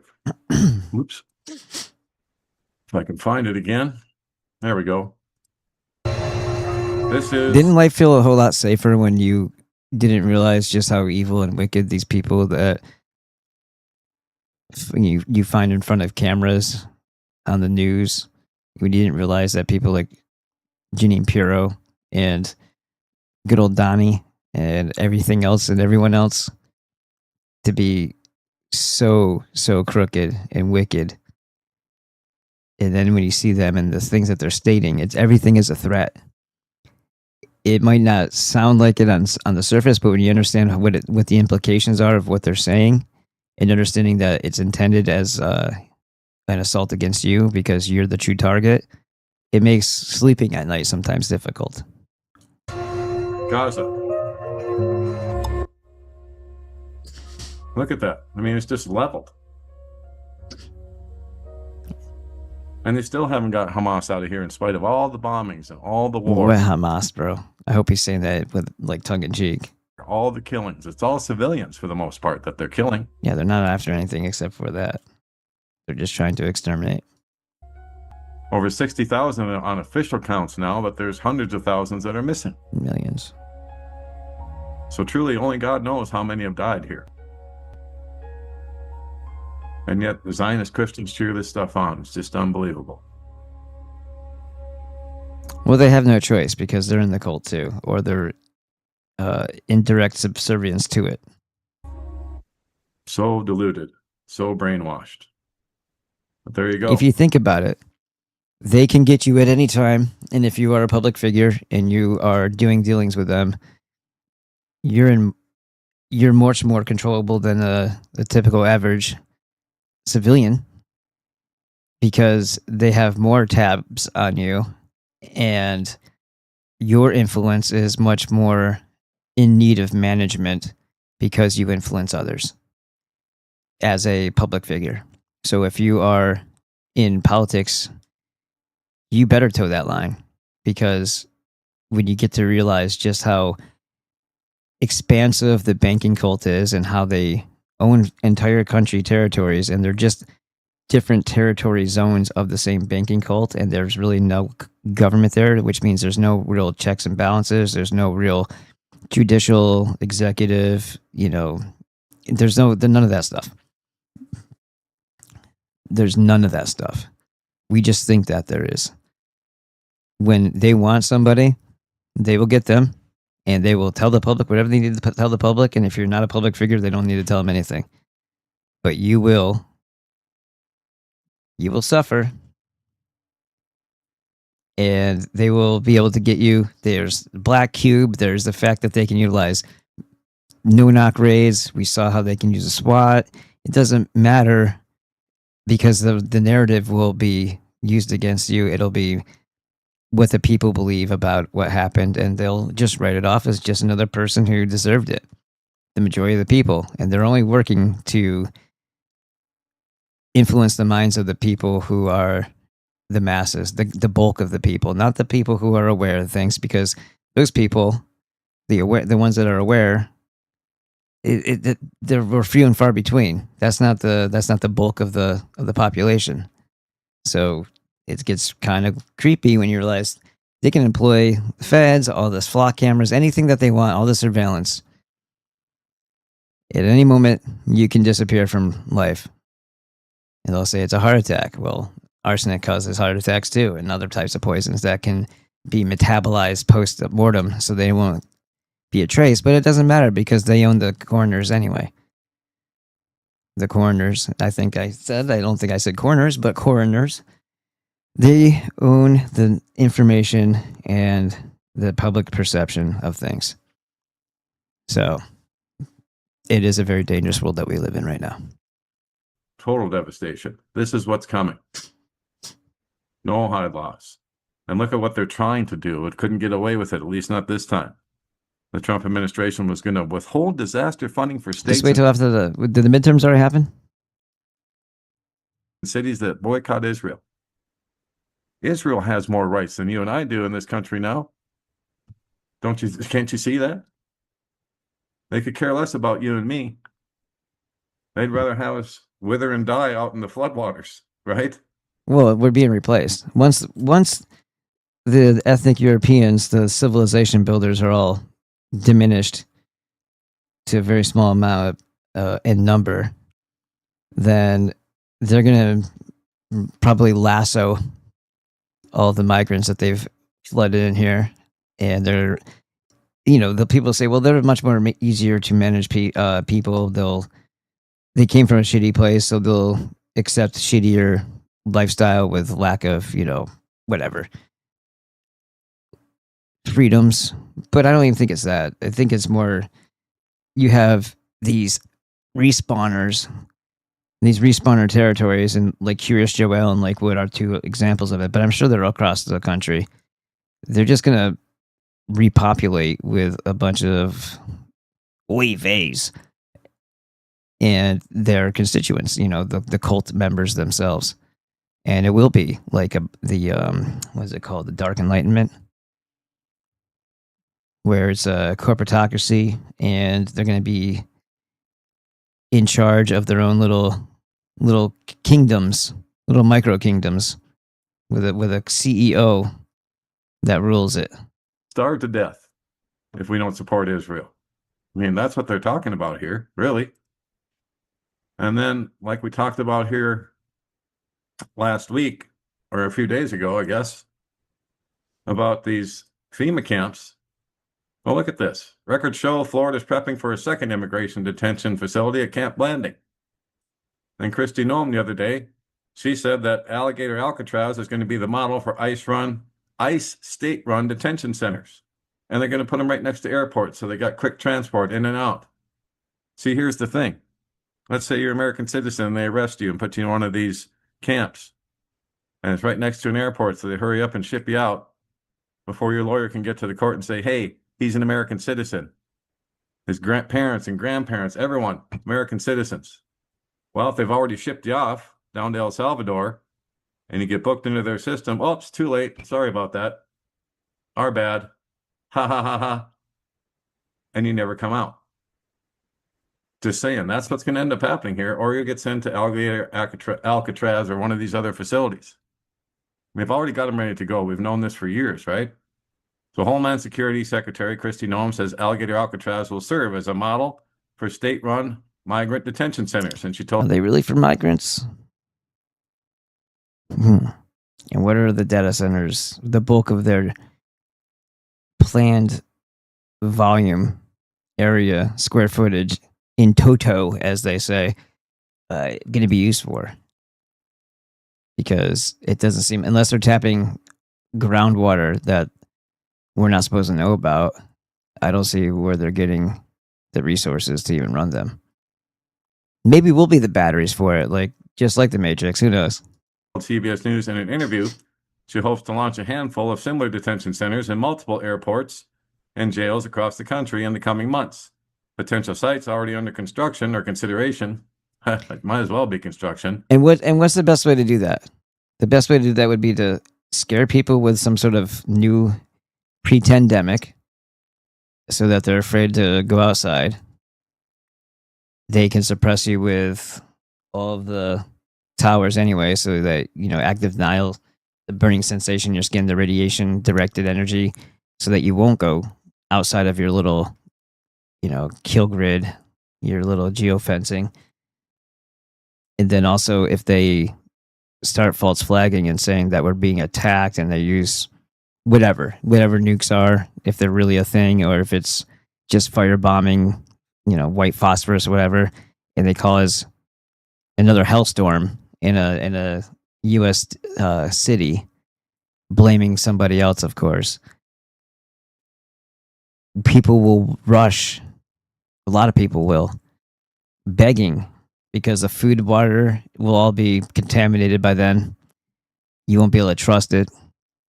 So people will be begging to go into these warehouse facilities, i.e. your local Walmarts and Sam's Clubs, whatever they decide to turn into emergency centers for FEMA, and then also whatever the hell the data centers are actually going to be used for. Begging. They'll be begging. Okay, just take this shot. Come on in. In Arizona, Nebraska, and Louisiana. Oh, good. Look how fast they got Alligator Alley going, or Alligator Alcatraz going. It Seems won't to be take them such a long to nice get place. these going. She said the locations we're looking at are right by airport runways that will help give us efficiency that we've never had before. Noem said, adding that she's appealed directly to governors and state leaders nationwide to gauge their interest in contributing to the Trump Kristi administration program to detain and deport more unauthorized migrants. Most of them are interested, Noem said, adding that in states that support Trump's mission of securing the southern border, many of them have facilities that may be empty or underutilized. Yeah, that are already ready to go as FEMA camps. We've seen them. They've been maintained. They're actually guarded. They've been guarded for years. And as we scroll down here, oops, I lost my place. Darn it. Lots of times you see Walmarts all of a sudden shutting down, especially the not so like the local. What do they call those Walmarts? They're like they don't have the full department store part of it. That's just like the grocery store section of it. They used to have a bunch of them in Florida.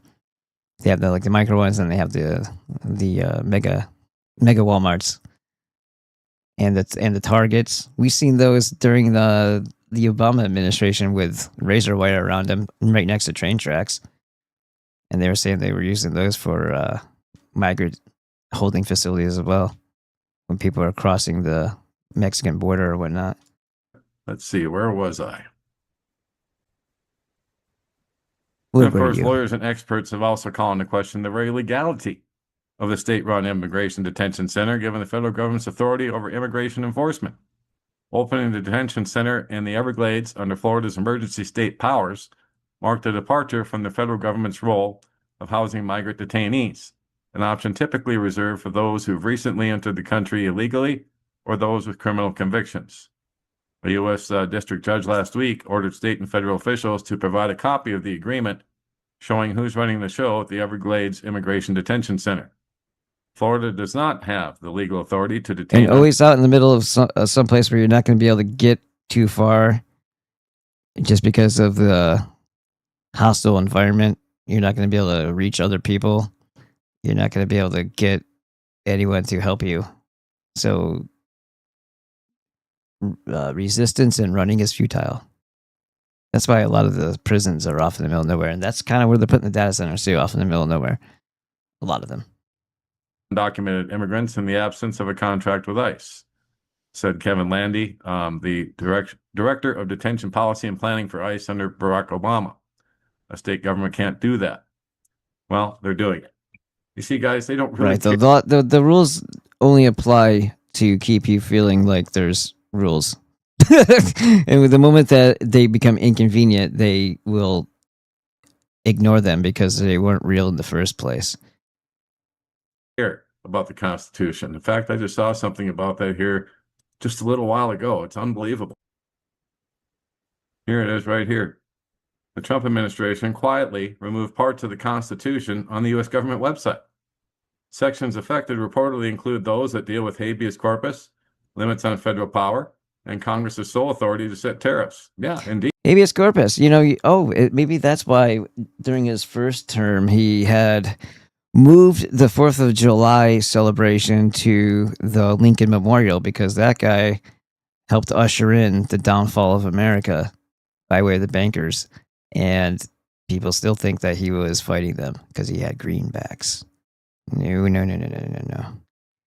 Americans killing Americans. He rigged elections. Oh, he did what he had to do to save the Union. From what? From central government? From people being able to have self-determination? For when they saw the federal, or the federalists, if you will, the federal or central government overstepping its powers and abusing the people, that they pulled away, and the banking cult said, that's not going to happen. And everybody, they don't want everybody to know that. They don't want people looking it up. Well, I hope you guys got, pocket constitutions of your own so you can look these things up for yourselves, because they're just going to take it off the interweb.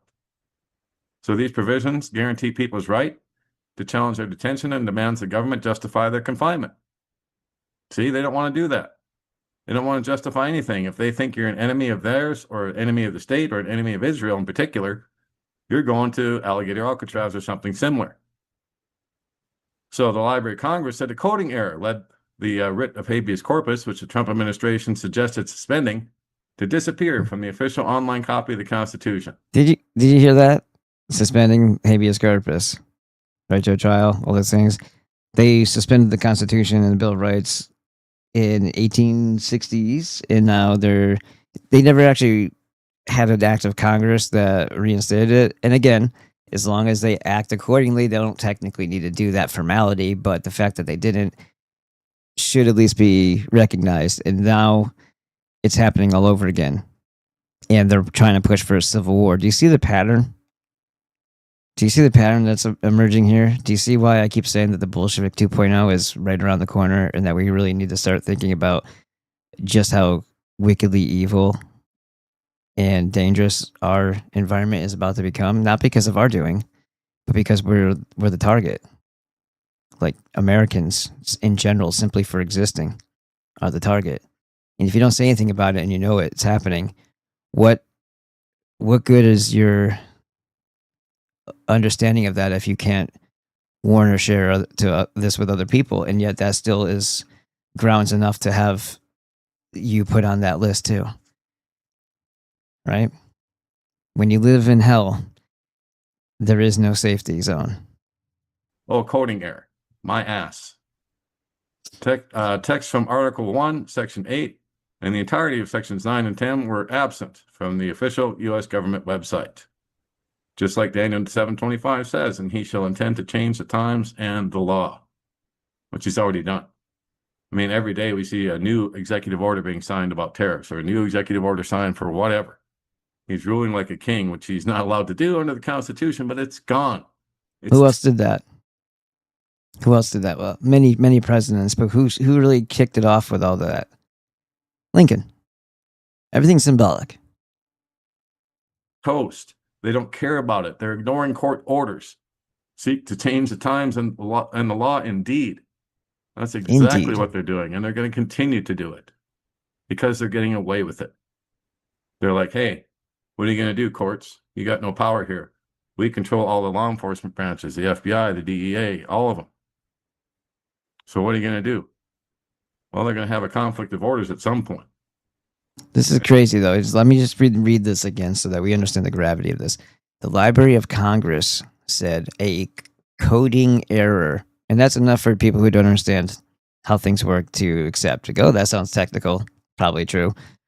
Led to the writ of habeas corpus, which Trump administration suggested suspending, to disappear from the official online copy of the Constitution.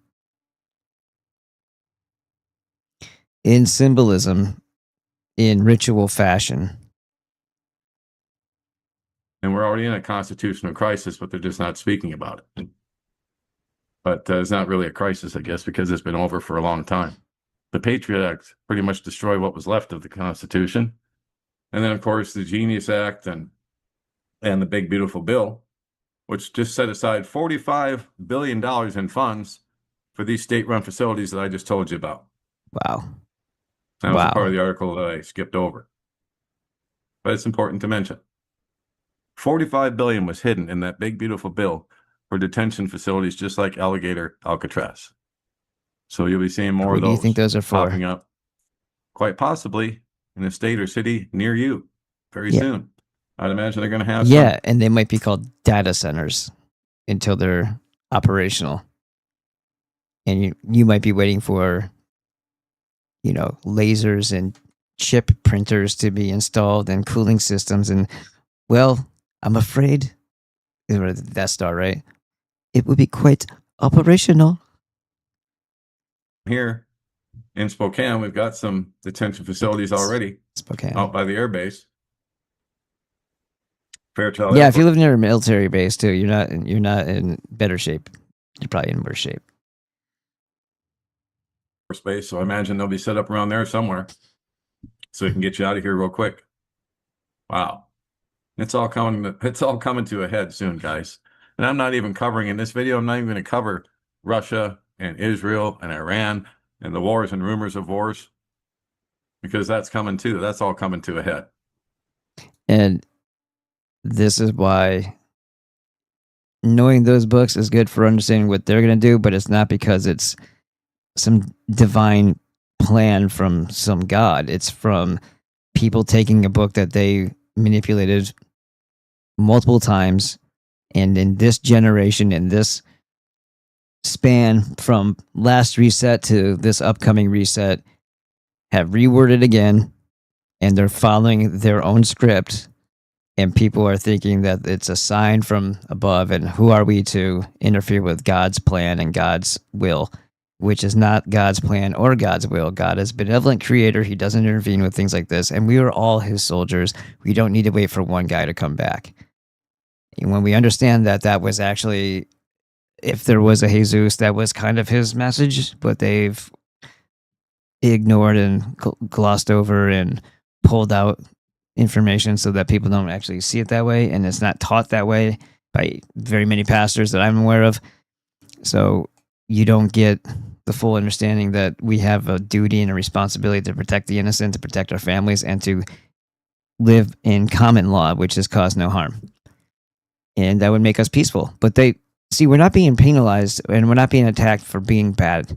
We're not bad kids that need to do better, or that need to repent and feel afraid or sad or scared because we did something wrong. No, the people who do the most evil don't care what your moral compass is.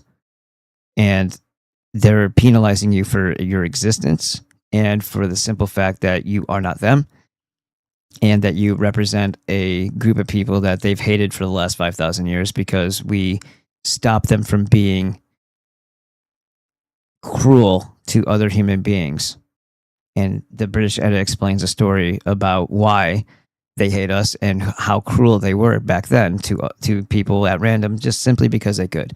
Starving them, robbing them, stealing their children, pharmakia, poisoning people, ritual murder, ritual sacrifice, and just constant abuse and terrorism. And we saw that and we were disgusted by it. Our ancestors were, and they said, enough is enough. And it's been an ongoing war. And you know what? You can also add in that the fact that the Counter-Reformation War has never ended. So you have the whole Roman Holy See division of this too. And wherever you want to place that in the hierarchy, that can be debated. But it's not really like a different entity. It's the same cult with a different paint job on it. It's how they run through the institutions. They run the institutions that people view a certain way, but they're tricking us all into being Saturn cult adherents at the very least, because they care not what you call things, provided you are doing the things. You know, you're going through the ritual, you're abiding by something that they control. Then that's how they keep the order. And Christianity and Christians have been the sacrificial class for them. And if you don't believe me, who fights all their wars for them? Right. August 8th is supposed to be the day tomorrow is supposed to be the day of secondary sanctions on everyone who does business with Russia, including China and India. Not sanctions, I guess, but tariffs, extra tariffs. All right, we can close that one down. Let's see what we got over here. Hello, said Irvat. DC District of Chimpouts. Edward Snowman says, hey, Dan, there are two of us, but only one of fluid. What do you say if you and I go over there, and how can I put this? Offer him some guidance. That's really funny emojis. Yeah, that's cool. Plastic clown. And then Edward Snowman said, oh yeah, you guys talking to each other. And then, can't go back now. I see the world for what it is with the shades from They Live movie. Yep, Irvat. And then Edward Snowman says, the movie I Am Mother has a pretty legitimate use for a machine to raise kids and have people, the lure in any remaining surviving humans to be identified by the machine. Using them as bait is much more realistic than using them as batteries. That's a good point. And I mean, you see that happening out in the Middle East. They'll shoot the parents and let them lay on the street, and the children will come and mourn their parents, and they'll get shot, or vice versa. They'll kill the children, and then the parents will come out, and then they'll get shot. It's very evil. And then they sick dogs on them too to tear them apart. When they're not throwing dogs into a fire and cats off of roofs, they use them to murder people. Yeah, and then Irva says, Germany is under the Weimar Republic 2.0 right now.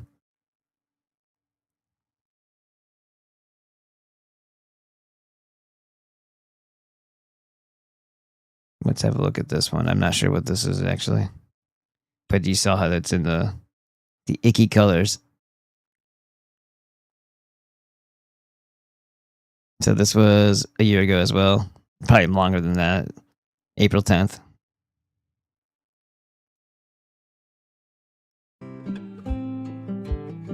March 9th, 2025. President Donald Hold J. on. I gotta see where my head's at. Let me push myself on the other side. Oh. Zippy. Trump today proclaimed the Yeah, that should see when you see this in the. Isn't that Schneerson's shit there too? Was he oh no, that's the other guy. No, that's the other guy I'm thinking of. Okay, anyway. Yeah, this should never be something that is able to infiltrate the White House, but that's your Sanhedrin right there.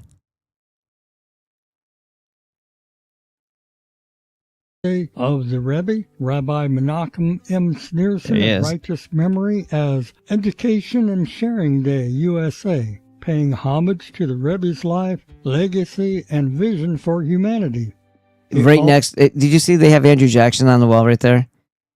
What a freaking insult! This guy fought their banks. Andrew Jackson did. Paid off the national debt, only to 30 years later have a civil war and put us right back into slavery. They were damned if they were going to allow another Andrew Jackson or that type of independence continue to flourish in America. Also signed the 7 Noahide laws. I want to find out where all the paperwork is that shows, or any of the comments in the writing that indicates that people were discussing the architecture that was here in this country. Where did all that go? Because the best way to verify and validate that there was actually a massive reset and that these buildings were here for a long period of time would be to find somebody talking about them from those contemporary times, pre-1800s, giving us the proof that they were standing there prior, and maybe from a prior civilization, maybe from Gothic Scythians, maybe from Frisians who came over, maybe from just early Americans and innovation. Maybe there was a whole America here for a long time, and then it just got reset. Some sort of catastrophic event, whether it was artificially created or, like geo-engineering wise, or if it was some other thing, maybe a cyclical event that occurs that wipes shit out. But at least we would know the true nature, and that would destroy the government's power over us, because either they would be complicit in it, and that would make us understand their true nature and what they're about to do to us, and maybe people would find their balls at that point, or we wouldn't follow them because we would know that our time is finite, and eventually everything gets wiped out again when the cycle repeats of whatever catastrophic natural quote-unquote event occurs. Education and Sharing Day USA, we draw inspiration from Rabbi Menachem Mendel Schneerson, the president wrote. Also, Americans can learn from this tireless devotion to teaching, good deeds, and charity. Noting the Rebbe's stature as a transformational teacher and spiritual force who revived the worldwide Jewish community in the wake of the Holocaust. Trump also paid tribute to the Rebbe's emissaries dedicated to spreading Jewish awareness, education, and kindness in communities around the world, who continue to serve as beacons of the Rebbe's teachings and boundless love for all humanity. Good Lord. So that was just a straight presentation, but Jesus Christ. No pun intended. Or maybe this guy, very wicked man, sorcerer. And he's got crap in his beard. Why are we staring at this guy? This is the whatever Dybbuk was in him is allegedly in Trump, or at least they attempted to put it in him. They probably know their sorcery pretty well by now, so maybe it was successful. This guy's called the Noahide. Oh, what a wonderful thing! What the hell? Seriously? Torah wisdom for Noahides. So he was saying that in a positive. I share daily inspiration videos and simple Hebrew basics like the aleph, bet, and vowels as part of the learning journey. This channel is a place to grow closer to GD, because you don't want that big circle in the middle. That's like a hole that you fall in, through understanding, prayer, and Noahide learning. Oh, that's nice. So Talmud repackaged as Torah. That's cute. Gee. You know, it's like you can't even trust a nice old man anymore, because they're not so nice, and they're definitely old though. Still, at least they got that part right. Let's see. Just know the word between Pride Month. Yeah. You know, demon.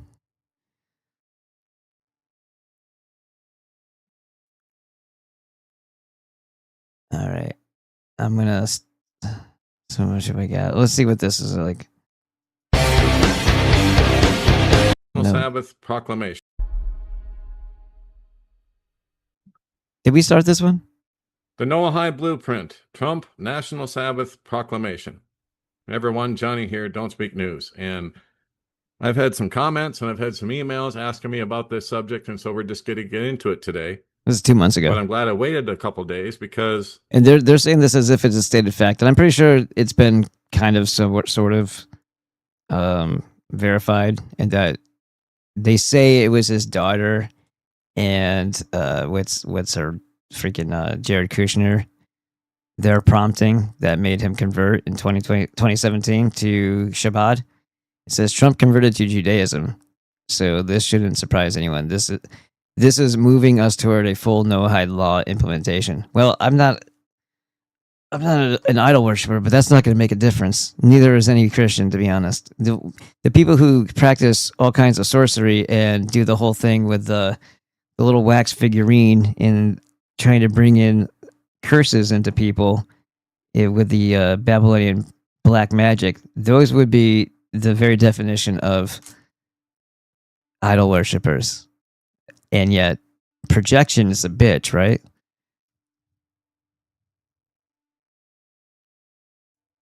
Yana Benoon just came out with a really good blog on this particular subject. And that makes sense because she has a blog on Substack that exposes the Noahide laws and defends the faith of Jesus Christ. So here we go, right?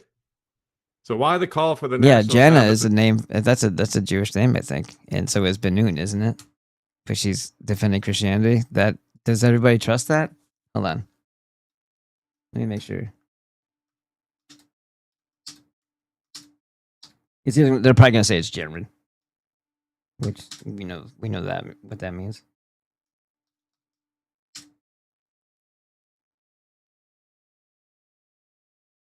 I should have said does a name.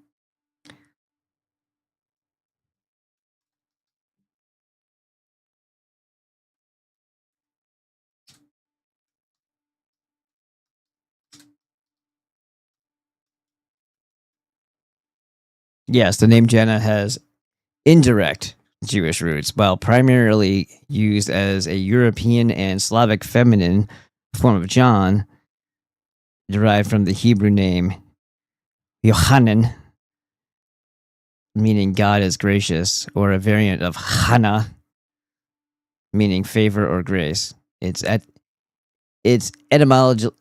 etymological core traces back to Hebrew. Slavic, European, Czech, Polish, Serbian, Croatian, whatever. All right. We didn't get any closer to the answer. It's more than a gesture. It's a calculated shift to replace our constitutional liberties with a state-sanctioned Judaic religious identity. Did we go through this already? And you'll notice this that looks they don't familiar. talk anything about the New Testament whatsoever at all. Because worshiping Jesus Christ under the Noahide laws will be considered idol worship, for which you can be beheaded. Right, there you go. And I'm sure that's... Guillotines too, by the way, which is very symbolic. And it's very interesting that they would have so many shock movies and, independent filmmakers creating these things where there's basically what happened in the French Revolution happening in what would appear to be like America or some European country. You know, the masked people. It kind of looks like the Purge mixed with guillotines. Some of these videos that you've seen posted out. I mean, foreshadowing, ritual, torment, rubbing in your face what they're gonna do, letting you know that there's nothing you can do about it, so they can torture you. They can, you know what I mean? They can be, it's dark mockery, basically. What will come to, and not in the very distant future. This is going to happen really quick. So I have received so many emails, she says, over the last few days from readers who were stunned by Donald Trump's recent proclamation of a national Sabbath, and they all asked me the same thing. Is this a step toward a no-hide society? And yes, I absolutely believe it certainly is, and it's coming in small steps that most people will barely notice until the trap is already set, and I agree wholeheartedly. And this is why the Hebrew roots movement and the sacred name movements are so dangerous to Christianity, because they're not Christian. They're trying to bring us back to the old covenant, to the laws of Moses and the prophets, which were fulfilled by Jesus Christ. And now we are under the new covenant. But all of these Hebrew roots folks want to drag us back to the old one. And now they're probably celebrating that this is being put into place by Trump. I got to say goodnight. It wouldn't surprise me if they were. Over there, I'll be back. So what we're watching is the lines between the church and the state dissolve in real time, and it's happening under the guise of heritage and unity. When a president stands up and issues a formal call for a Judaic religious day of rest, he's not just honoring a Jewish tradition, but he is setting a precedent for the government to regulate our time and our worship. Indeed. This started with the announcement for a Jewish American Heritage Month, where Trump asked the Jewish community to dedicate the Sabbath of May 15th to May 16th to the national celebrations of America's 250th anniversary. And Trump becomes the first U.S. president to call for a national Sabbath. Well, keep in mind, he converted to Judaism back in 2017. So of course he's going to be all for this, along with his daughter who converted as well before he did. So on the surface, it sounds like a nice gesture, but look at the language being used. Yes, the devil's always in the details, as they say. An article recently published in the Times of Israel titled National Shabbat, Why All Americans Should Mark the 250th, pulls back the curtain on the real agenda. And here's a link to that particular article. The author, David Neukertman, points out that this proclamation is a landmark moment because it's the first time a president has integrated a specific Jewish religious observance into the formal framework of the nation. He says this represents a landmark moment in American history. While U.S. presidents have a long tradition of issuing proclamations for national days of prayer or general religious holidays, this 2026 proclamation is the first time a president has issued a formal call for a national Sabbath to be observed by the Jewish people, specifically to honor American independence. It marks a significant departure from the standard executive practice, integrating a specific Jewish religious observance into the formal framework of the nation's 250th anniversary, with which the Jews had nothing to do with.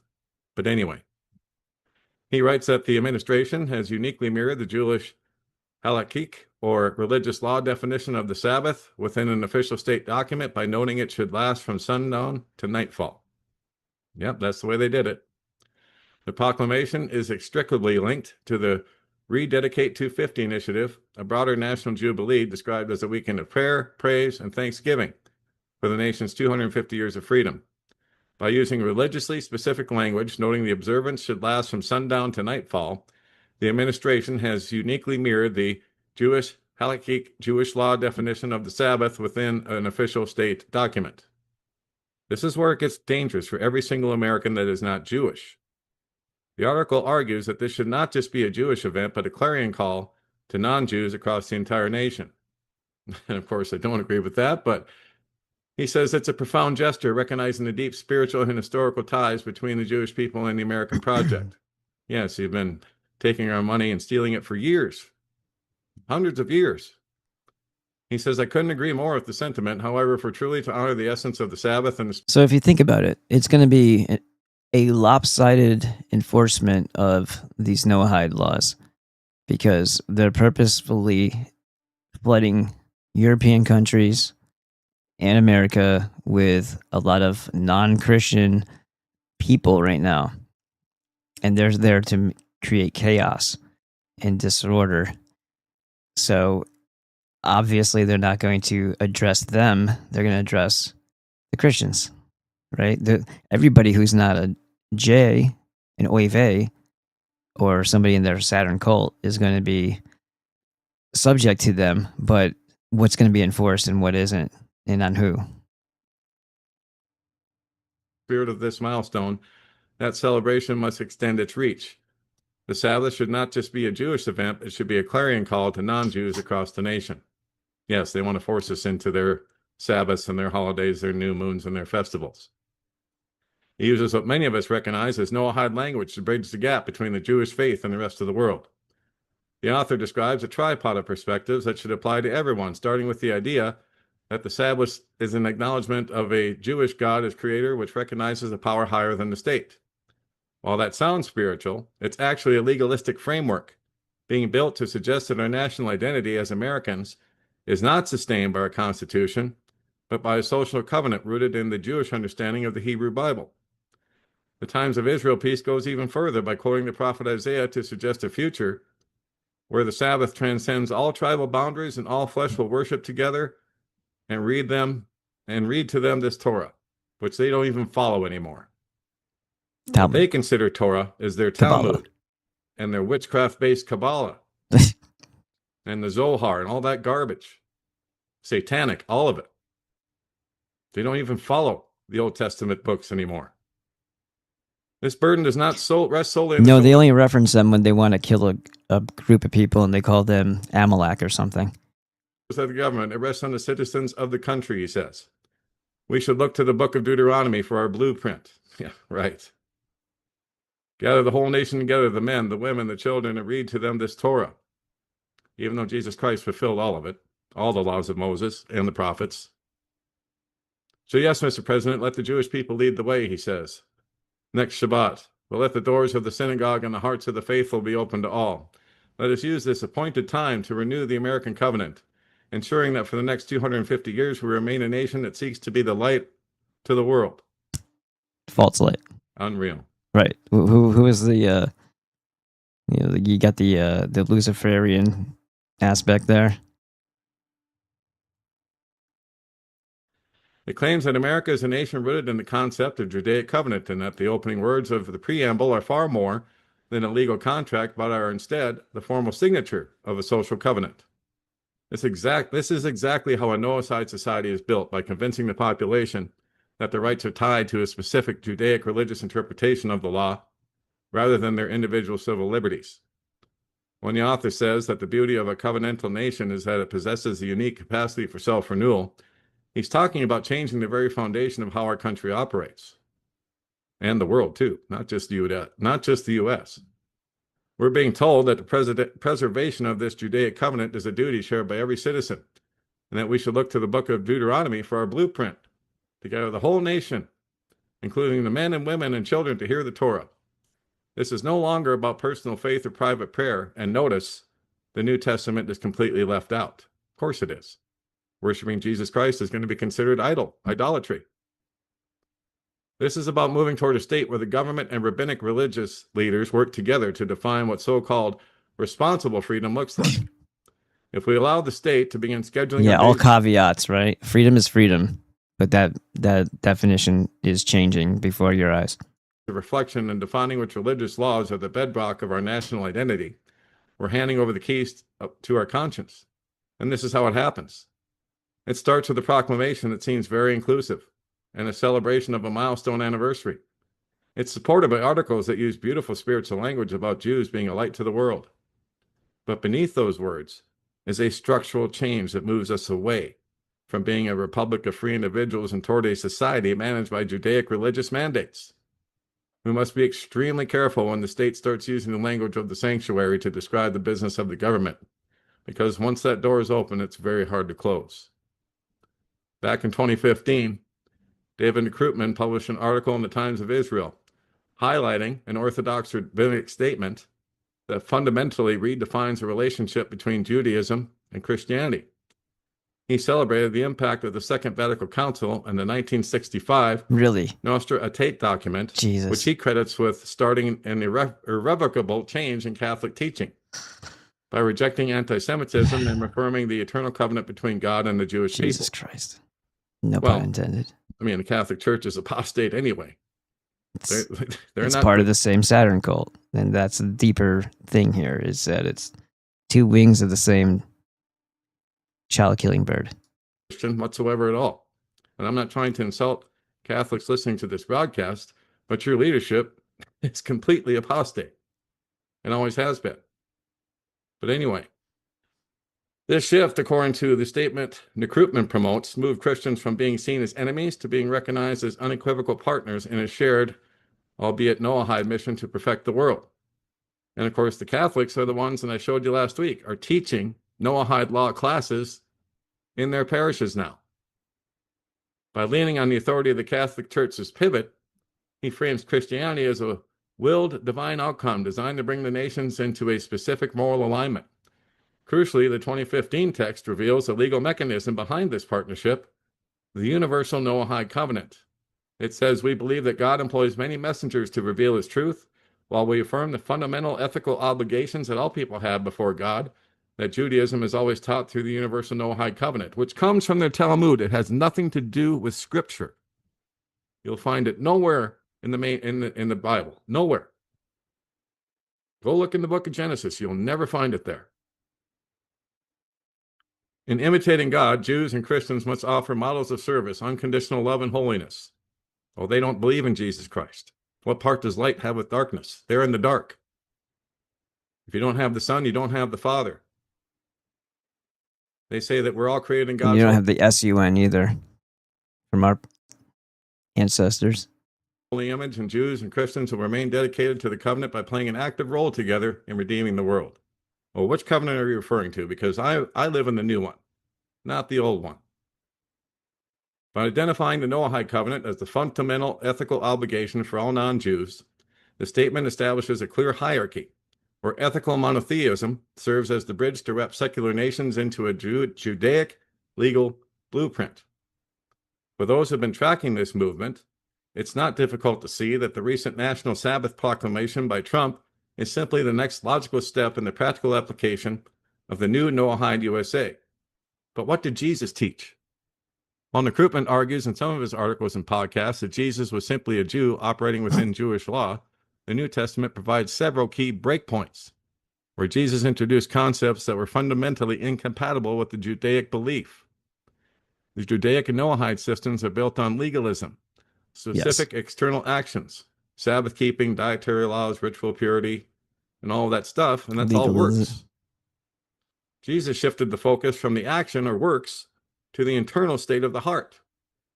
In the Sermon on the Mount in Matthew 5, begins in Matthew 5, Jesus repeatedly says, "You've heard it said, but I say to you." He wasn't just interpreting the law, he was raising the bar to an internal standard that the old Judaic legal system couldn't touch. Jesus taught that the external covenant is meaningless without internal transformation, being born again. Rendering the state-mandated national Sabbath spiritually void means nothing. When Jesus talked to the Samaritan woman at the well, he told her that a time was coming when people would worship God on a specific mountain nor in Jerusalem, but instead in spirit and truth. By claiming that the Sabbath was made for man, not man for the Sabbath, Jesus demoted the Sabbath from a legal requirement to a secondary tool for human well-being. Yes, we should all take a day of rest, absolutely. That's what the Sabbath was made for man. But Jesus demoted the Sabbath from a legal requirement to a secondary tool for human. Right. Sabotage Zevi. Sabbath. Saturn's day. We have the Tiflin, the black cube. They're wrapping themselves with it because they take things literal. It's so obvious what this cult is. You can call it Judaism, but it's a lie. It's a lie to continue the cult activity of this ancient cult. And you can pull that off when you have the world by its witch to get zoinks through the financial institutions that they control. Well-being. To mandate it at a national level is to revert to a shadow that Jesus claimed to have fulfilled and moved past. Exactly. Jesus introduced grace, which is a fundamentally anti-covenantal in the legal sense. Grace is a gift that cannot be earned by following a Jewish religious system. The Krupman's call to renew the American covenant by gathering the nation to hear the Torah is a call to return to a works-based identity. And that's why it's so wrong and antichrist. Jesus' new covenant was a radical departure that established a relationship based on his sacrifice, not on a nation's ability to follow a blueprint from Deuteronomy that nobody up until Christ could follow. He's the only one that could ever follow it. He fulfilled it. It's over. But everybody wants to keep running back to it. If you want to hear how evil that is, go listen to Matt Powell over here. In this particular video, the 10 reasons the Hebrew Roots movement is not Christian, and he'll tell you all about it. He was in it. And he watched fellow Christians convert to Judaism and renounce Christ. Wow. He couldn't do it. He had to walk away. He would not renounce Christ. And he came back to the faith. But he was heading in the same direction as the rest of the people he was with. That's why it's so dangerous, and that's why I'll always speak out against it. So now, Jesus explicitly rejected theocratic power. When offered the kingdoms of the world, he refused. When questioned by Pilate, he said, "My kingdom is not of this world." Jesus never asked for a national Sabbath or a social covenant with Rome or any other government. He called for a kingdom of individuals. By focusing on Hebraic roots and national Sabbaths, the Krupman and Trump are actually negating the unique message of Jesus. Yeah, they're trying to negate everything he said. They're trying to pull people back into a legalistic Judaic Noahide system where the state acts as the enforcer of the covenant. Jesus did not come to make an old covenant universal for non-Jews. He came to establish a new covenant that made the old legalistic structures, like a government-mandated Sabbath, obsolete. And Liana, I could not. And Jesus can't be something that didn't exist until after his time, because they're defined as the absence of him, the rejection of him. So to say, oh, well, because I mean, what is ethnicity? And when you talk about this, there's a multitude of people that are considered Jewish that are not of the same ethnicity, and there's a long history of this cult having all kinds of members in it. So it's not, it's kind of silly just because somebody was born in a certain area, if this is even a thing. But let's pretend, let's roll with the Jesus thing, that he would have cropped up if this was an actual event in a place where the work had to be done, right? Where he'd be in the hotbed of people that needed to be addressed, needed to be called out, so that people would understand what they were up to and they could act accordingly. And Jesus gave the last ultimatum, and you saw what they did to him. So that should have been our signal to finish the work he started, because if that's their answer to the final offer for peace or whatever, and that's how they treated it, well, they just made their decision. Not agree more. He established a new covenant that obliterated the old legalistic structures. It's a mandated Sabbath is obsolete. Our Sabbath rest is in Christ Jesus. The kingdom of heaven is within. We've entered into God's rest when we accept Christ. Hebrews 4:10. If you're not a Heilig, the kingdom of heaven is within. Otherwise, you're staring around in a empty shell. I mean, I could go on and on about that, but I'm not gonna. Thanks. All I wanted to do in this particular episode is cover what you guys have been asking me about, and I found a good source to cover it with. And that will be it for now. God bless.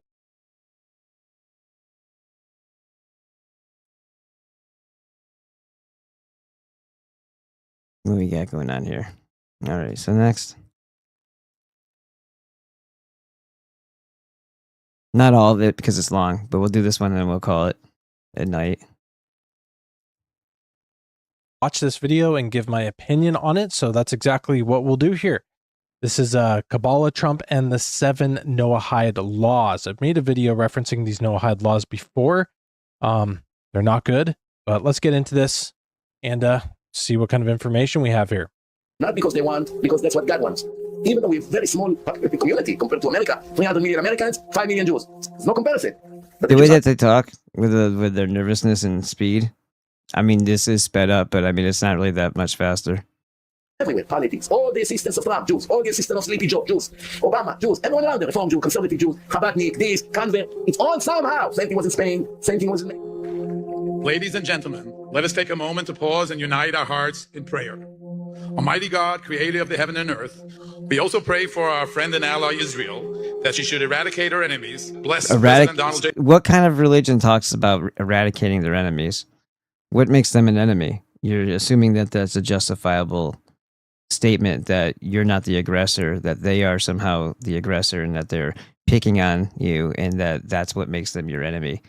Annihilation, eradication of your enemies, not attempts for peace, not attempts for settlement of an understanding, not anything that would be considered holy or religious. This is not a religion, it's a cult, and it's a militaristic cult. It's a very warlike, very primitive and destructive force, entity, group. And just because they put all these guys out front that look similar doesn't mean that that's the bulk of who is members or who is helping this cult, obviously.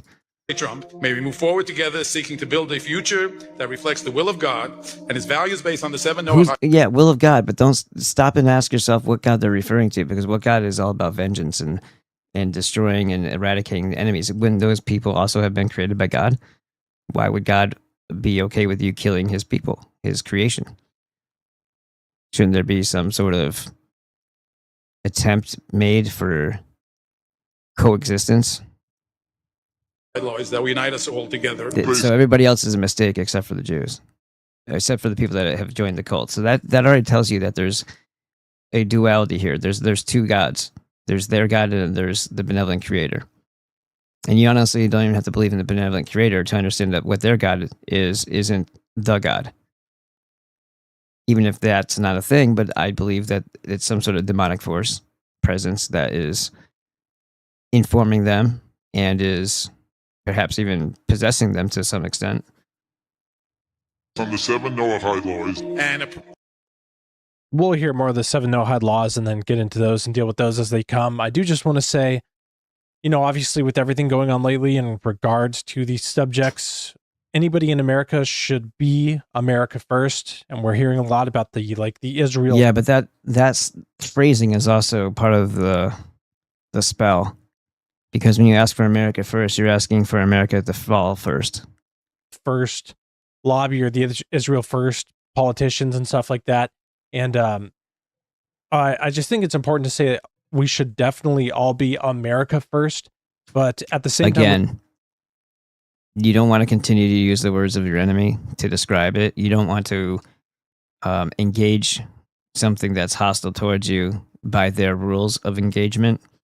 And you don't want to utilize statements that have already been defined by a group or a movement that's artificial and is helping the very thing that they claim to be in resistance to, by utilizing that phrasing and that word spell.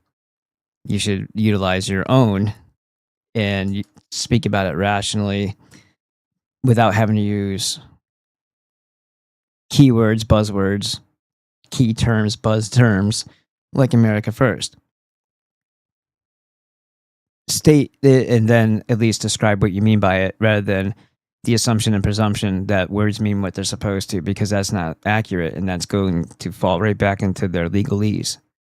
We should remember that we should have allies and friends. Think about it the same way you have your close friends and your family. Obviously, you are yourself and your family and yourself first, and then your friends are also something you care about too. So the fact that we care Just to about cause no harm is fine. And if you have empathy, then you're of the benevolent creator. And that shouldn't be something you should feel bad about. I mean, that's what makes you human, is what makes life and our existence worth having and justified. We can't stop behaving in that manner because we're scared that those attributes will be seen as weaknesses or seen as a sign of us being defiant against people who do horrible things to others. Because we're defiant against the evil makes us a target. Then the thing that's causing the evil is the issue, not the people that see it for what it is. And yet we're always on the defense. And this is more of the thing where they're targeting people who are not in full support of their wickedness. other nations should not be something And that that's is not directed at Jews. That's directed at the cult. That it's the cult's wickedness. Just because people claim that they're Jews, it's the cult. It's the cult itself, comprised of whatever else they want to call themselves as subcategories, is irrelevant, really. like not like something that should like shock anybody. We should have allies, but obviously we need to all be America first. That makes the only sense for just everything, really. A prayer in Hebrew. Misha Berach Avasenu, Avram Yitzchak. The Sanhedrin also called on the new president to acknowledge and uphold The Sanhedrin. I told you that's who that was. the 7 Noahide laws. Why are they getting time and why are they allowed to have access to the White House like that? Why are they there?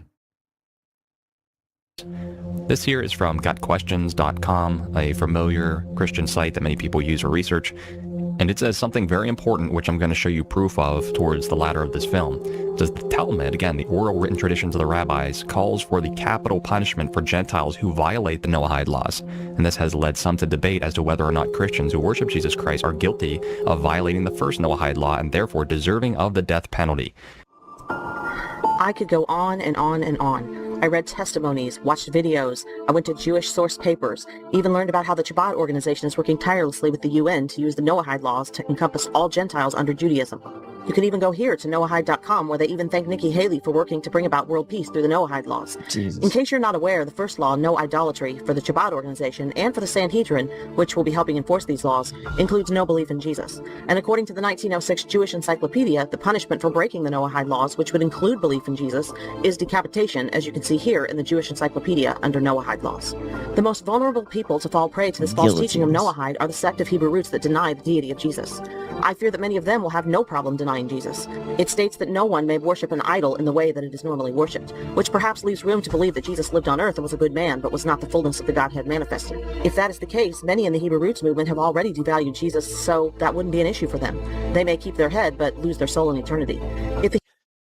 All of this really is very reminiscent and just, it echoes exactly what the prophecies say is coming in the future. We know Christians will be beheaded for their faith in the last days.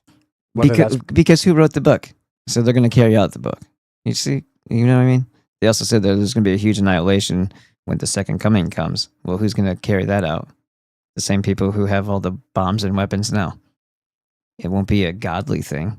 It won't be a benevolent creator fueled warfare. It's going to be them and whatever they can conjure through their sorcery of AI and D-Wave computers to inform them. And, when they hand over the reins of power to this quote-unquote artificial intelligence that could just be a gateway for some other demonic presence that they've been conjuring through black magic all the way up until technology caught up with it. Before or after the rapture, that doesn't even matter. There will be believers on the earth during those times who will be beheaded for their faith.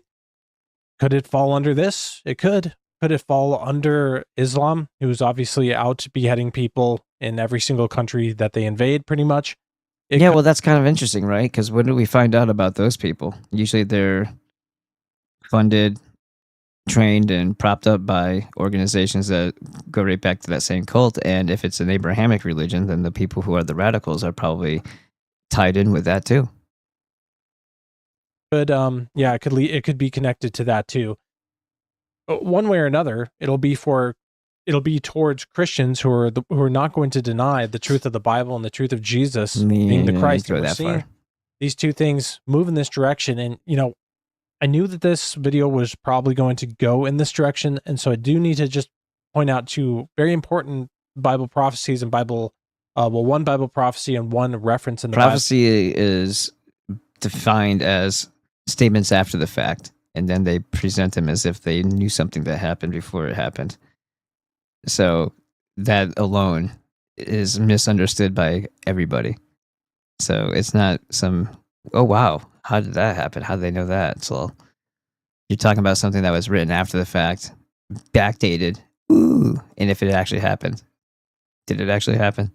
To how we are supposed to view this entire situation. So Zechariah 12, yeah, 3 through... we're good with this. I don't want to get through all that, but if you guys want it, it's Trump and the 7 Noahide Laws video, Sling and Stone Live.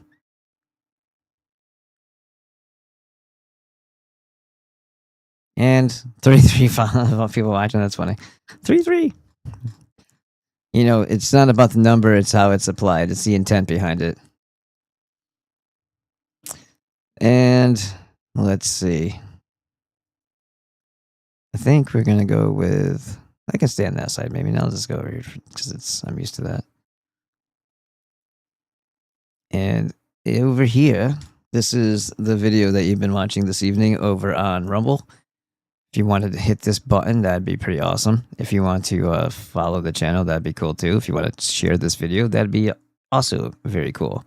And Edward Snowman says, it sounds like the metaphorical social contract used to be an actual verbal contract in the days of Adam before the secret club was exterminated and colonized by non-committals.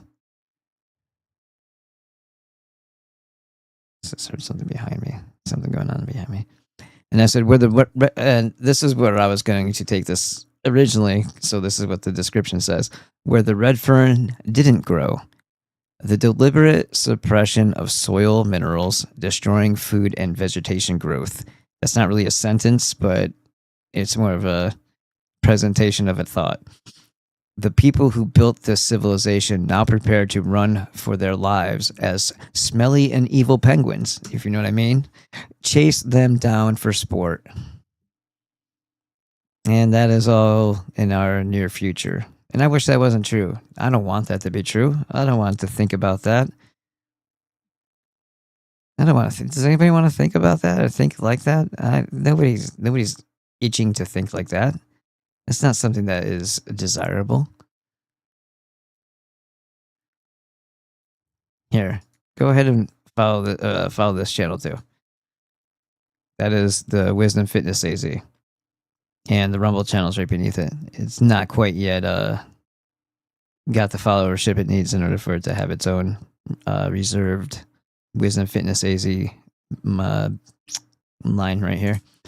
Now, to keep the ballbusters rolling, you can use the Buy Me Coffee link. It would be greatly appreciated. As I stated, I think my wholesale thing might be coming to a close here. It's not going to be reliable every month. It wasn't there last month, and I don't see I don't know if it's happening this month. So getting too far behind there means I'm not only not able to fix the van to go out there to drop off, but it also means that I'm not able to get more bottles. So eventually, something's going to have to happen. So I'm starting to personal train again. And if anybody wants to do it through the means, go over to the Wisdom Fitness AZ. There's an email address there. It's simple. It's wisdomfitnessaz@gmail.com. But if you are interested in personal trainer stuff, you can contact me, and I will incorporate the Dr. Monzo, Dr. Glidden understanding of nutrition. There's a new video that I'm working on right now for the Fit Wit channel that's going to incorporate some of Dr. Glidden's insights. And if you're not a member at Dr. Glidden's membership site, I've been watching a video, at least one a day. If they're shorter, I've been watching a few of them from the Medical Insights page and other places around the website. And I'm learning a lot more of the details that make all the other stuff fall into place and make sense to me. And it's watertight. Like there's no denying the nutrients. I've got confirmation through something I wasn't expecting, and they're not just regurgitating what naturopaths say. No, they're saying that, this is known, but it's just that the MDs don't follow it and they ignore it because they're on a pharmaceutical model of business rather than accepting that or even being taught it. They're kept in this little, they got blinders on, and they're taught to be hostile toward it. But the nutrients give your body what it needs to heal itself, plain and simple. And you don't know how far back you can bounce, because until you apply the minerals and nutrients to your life, you don't know what your ailments are caused by. Like, you don't know if that was the very thing that was leading to these things. I wouldn't suggest incorporating the nutrients plus the prescriptions, though, because then they're going to be fighting against each other. Okay, so SemperFiLLC.com. Let me go ahead and drop this really quick. That is available again. Okay, so that over here. Okay, so you can use that code here. Excuse me. And you have Leave Big Farm Behind for Dr. Glidden. You can use code BALLBUSTERS for 25% off the membership, monthly or annual. Or you can also use FitWit. And like I said, I'm going through it. It takes a long time to get through it, all the information. There's so much there. There's so much on the, what was that one called? Let me see if I can remember. I don't remember it off the top of my head. Let me see. When you go into the members, health recovery protocols. So pretty much every one of these has either a video or some literature. Like this one is telling you what that is. This one probably has a video to it. And each one of them has information specifically for that. Chronic fatigue. Let's take a look at that one. That one definitely has a video to it. I'll probably have to check that one out tonight when I'm on the elliptical. And then you have the 7-day detox program, the 21-day beet juice program for your liver. If you start a detox program, make sure you have nutrients, because your body needs nutrients in order to flush out the stuff. And if you're doing a weight loss thing, like if you're doing a lot of cardio, if you're exercising, or whatever the case may be, if you're fasting, if you're just cutting calories, when fat releases toxins in your body, because that's where your body stores it to get it out of the circulation, then when you burn that fat, it's going to be dumping back into your system. So having the nutrients that your body needs in order to keep itself healthy is going to be greatly beneficial to you, so you don't get what they call like a keto flu or whatever. It's the toxins that your body was keeping in, like basically lipo, what do they call it? You know what I mean? Lipid capsules, basically holding it away from you. So you're going to want to have your nutrients, most definitely your minerals and your whole food multivitamin, but all of them essentially. And then 67-day heavy metal detox program. So you have all these on this, and then there's a parasite cleanse on the medical insights page. And then you see like ADHD, ADD. This one probably is, there's a video there too. Cool. I'm going to say mineral deficiency on that one. Allergies. Has that one got a video? See, like, this is what I'm saying. Like, there's just tons and tons of information here. I wonder if this one is a written one. Nope. Eye health. That's cool. Let's see, indigestion. Let's take that one. 2 videos there. And this one you can find on the medical insights page as well. But then you also have this one here. It's pretty awesome, man. There's like a lot of information here. And you get to know Dr. Glidden's personality over time. And he's like the grandfather or the uncle that you wish you had. It's just, he's a decent human being. And it comes through, and it makes you smile. It's kind of cool stuff. I'm glad to call him my friend. I'm very honored to do so. Same thing with Dr. Manzo. Cystic fibrosis. There you go. Epigenetics. That one's also on the Medical Insight page. Some of those will transfer because the information is covered on one video, so it was utilized over here. Irritable bowel, IBS, that's the GI tract one again. But this one, as you can see, is talking about Crohn's disease, and this one's 51 minutes long, not 12. So it's a whole different video, just with a similar, what do you call it? Thumbnail. Kidney stones. This one I actually had to use myself. And when I read it, or watched it, I asked Dr. Glidden, is there anything else that you, since 2015, would have also recommended? And then he told me a couple things, and I went from being in doubled over excruciating pain to very quickly not being in any pain and passing the stones without them being full. They broke up because he taught me what to do and how to do it. And it was non-invasive. It was not prescriptions. It wasn't drugs. It was homeopathics and calicarbonicum. And then there was another thing, a tincture that I had to take to break down the actual stone. It was very, very useful to me. And then Dr. Monzo, actually, with the energetic healing, the touch thing, I utilized that too at the same time. UTIs, boom. So that one's a written out one. And a lot of this stuff is also in his book. And he has more in the book too than just this list, which is still huge. So there you go. And that's just those two: Medical Insight, Health Recovery, the Q&As. If you're on his membership site, you get to have access to him on Tuesdays and Thursdays to ask your questions too. And then there's a little, what do you call it? So that's where it would pop up. And then beneath that, you'll see the archives. They go back a ways, I think to April. Is that what I saw? Yeah. April 20th, my mom's birthday, and some other guy's birthday. I'll let you figure out who that guy was. Interviews. Dr. Monzo's on that one. Dr. Glidden Curative Medicine podcast. He said he's going to be putting more stuff out on here too, and I'm actually working on trying to grab some stuff for him to look over too for the Medical Insight stuff. So that's all here, and all you have to do to get here is just click the Leave Big Pharma behind, and then use this code for 50% off. For 25% off, or you can use the word FIT, FITWIT, all lowercase, just like the Ballbusters is, and you'll get 25% off. But just make sure you use this link and then use that code. Okay. For your 90 essential nutrients, you use this code BB5. Bravo, hooray 5. And then it's Azure Standard. Click that. And the Whole Food Multivitamin also has trace minerals in it. The Alaskan cod liver oil for essential fatty acids, the omega-3s. And scrolling. Get your rubber scrolling away. Fulvic-Humic blend. This is super important, but it's 3 months and 10 days worth. So it's not a monthly thing. 3 months and 10 days worth if it's one person taking it, and if you're taking it at the 1/8 teaspoon.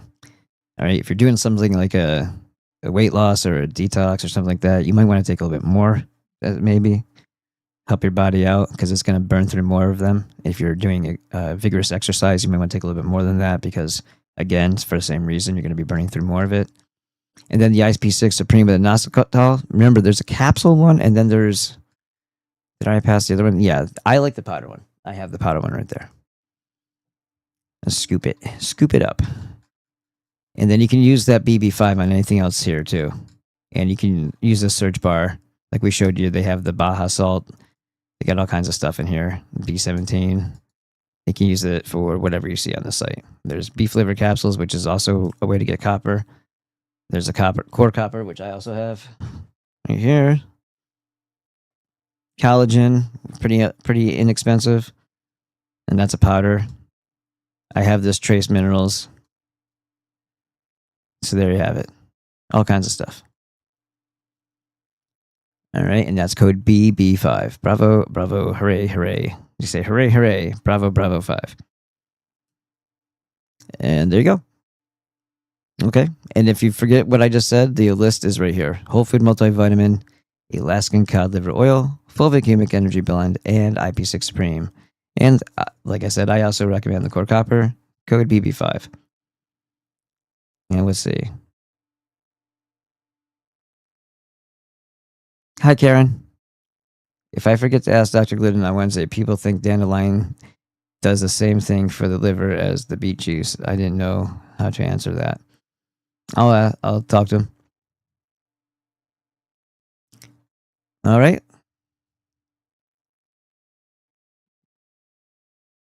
That's a creepy face. Creepy face. Noah, hide and go seek. We're all going to be running soon, right? That's where a lot of us are going to find our final moments. Hopefully not. And I mean, I'm a huge fan. Shilajit is the same thing. Well, it's not. Ervat.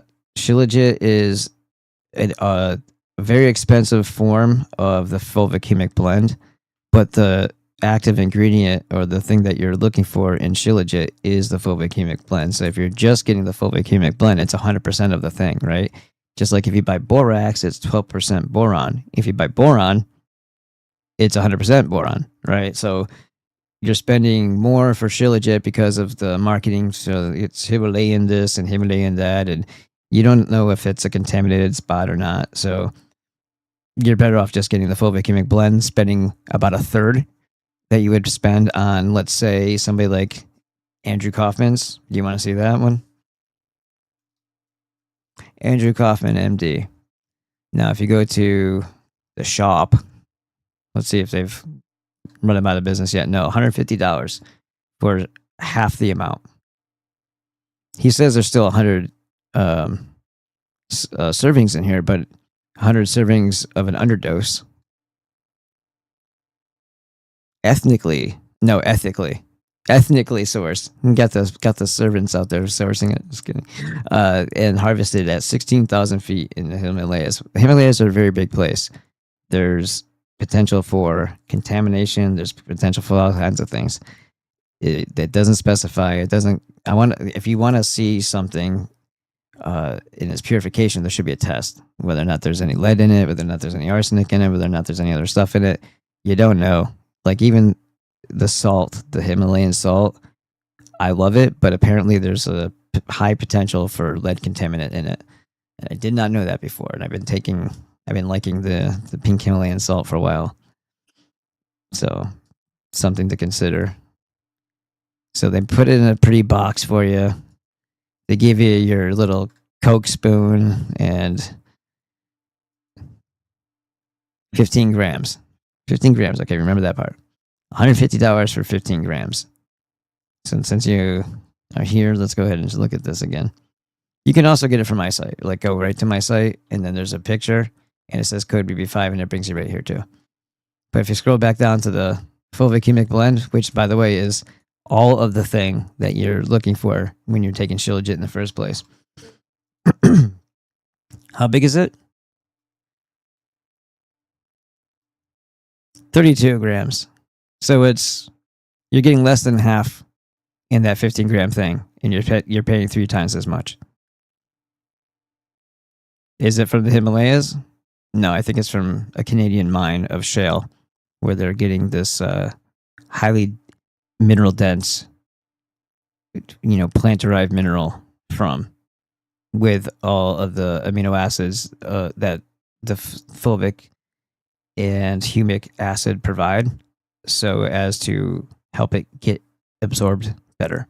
Supports nutrient absorption, strengthens immune function, supports gut health, optimizes cellular function, supports energy levels, supports brain health, fights free radicals because it's antioxidants, and supports detoxification. Right. And if you're in the middle of a detox, you want to make sure that you're putting minerals back into your body. Absolutely. Because minerals will be utilized so as not to make you ill through the detoxification process. Because once it's dumped in your bloodstream, it's going to start causing stuff, right? Once it's put back into your system actively, you're going to want the nutrients in your body. And even if you're doing it fast, you should still take your minerals and your whole food multivitamin, all of the 90 essentials. You should still be taking those. even more so, right? Because you want the benefits of the stuff that you're supposed to have in your body.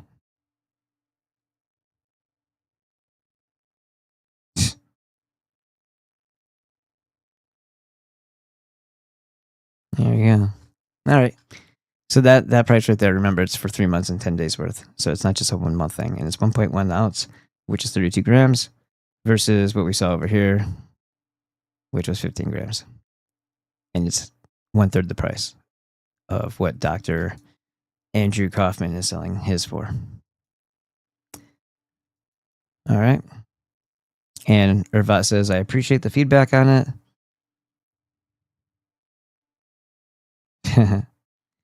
I bought it when I was listening to Dr. Jennifer Daniels, and Daniel bought mine from Dr. Jennifer Daniels and bought mine from Serbia something.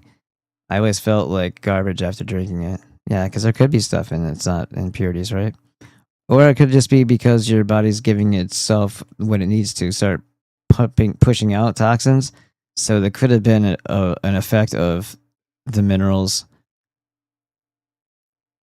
liberating toxins, and it might have been something that you had to go through in order to get to the next phase of health. There's a potential for that too, so just keep that in mind. No, I don't think he's the same guy who likes to wrestle women. So, yeah. And he always dreamed of wrestling. Thank you very much. Well, everybody, thank you very much. That's pretty much the show this evening. If you want to support the show, please buy me a coffee or some Give Send Go link, or just grab some of the stuff from the Azure Well, Dr. Glidden's membership that'll help the show out and also help you out. So everybody wins. That's always a good thing, right? Everybody win. And what am I looking for here? What is this? No, Prada's 15 for 50% off at my website. It's not listed on the website, so let's just do that again. There. All right. Here. We like living in a house. My family and I have become used to it over these last forever. So, if you guys want to support the show, that'd be greatly appreciated. In the time it takes me to figure out what I'm going to do now that I'm probably not going to be getting that wholesale order anymore. I'm not sure. We'll see how it goes. But it's been slowly tapering off. So I don't want to have to be living like in desperation all the time. I'm working on doing other things to try to build that up, but it takes time. Things take time. Alrighty. No reason to get too upset about it every single time, right? You can always just put the effort in and hope for the best and all that good stuff. Karen says, thank you, Daniel. Irva says bedroom wrestling. And then Edward says, Dan, just like child inherit empty DNA from mothers only, sons inherit an X chromosome from mothers only. And NPD risk is especially associated with the X chromosome. So just like it's better not to so just like it's better not to start a family with a victim of mitochondrial dysfunction, it's better not to conceive a son with a narcissist. Yeah. Is that a personal? Yeah, I'm not going to ask you. I'm sorry. I didn't mean to do that, but yeah, don't worry. They don't show themselves at first. That's why it's a funny trap there, isn't it? They don't show themselves at first. Everything's all fun and games. Yeah, statistical. All right. I gotcha. All right.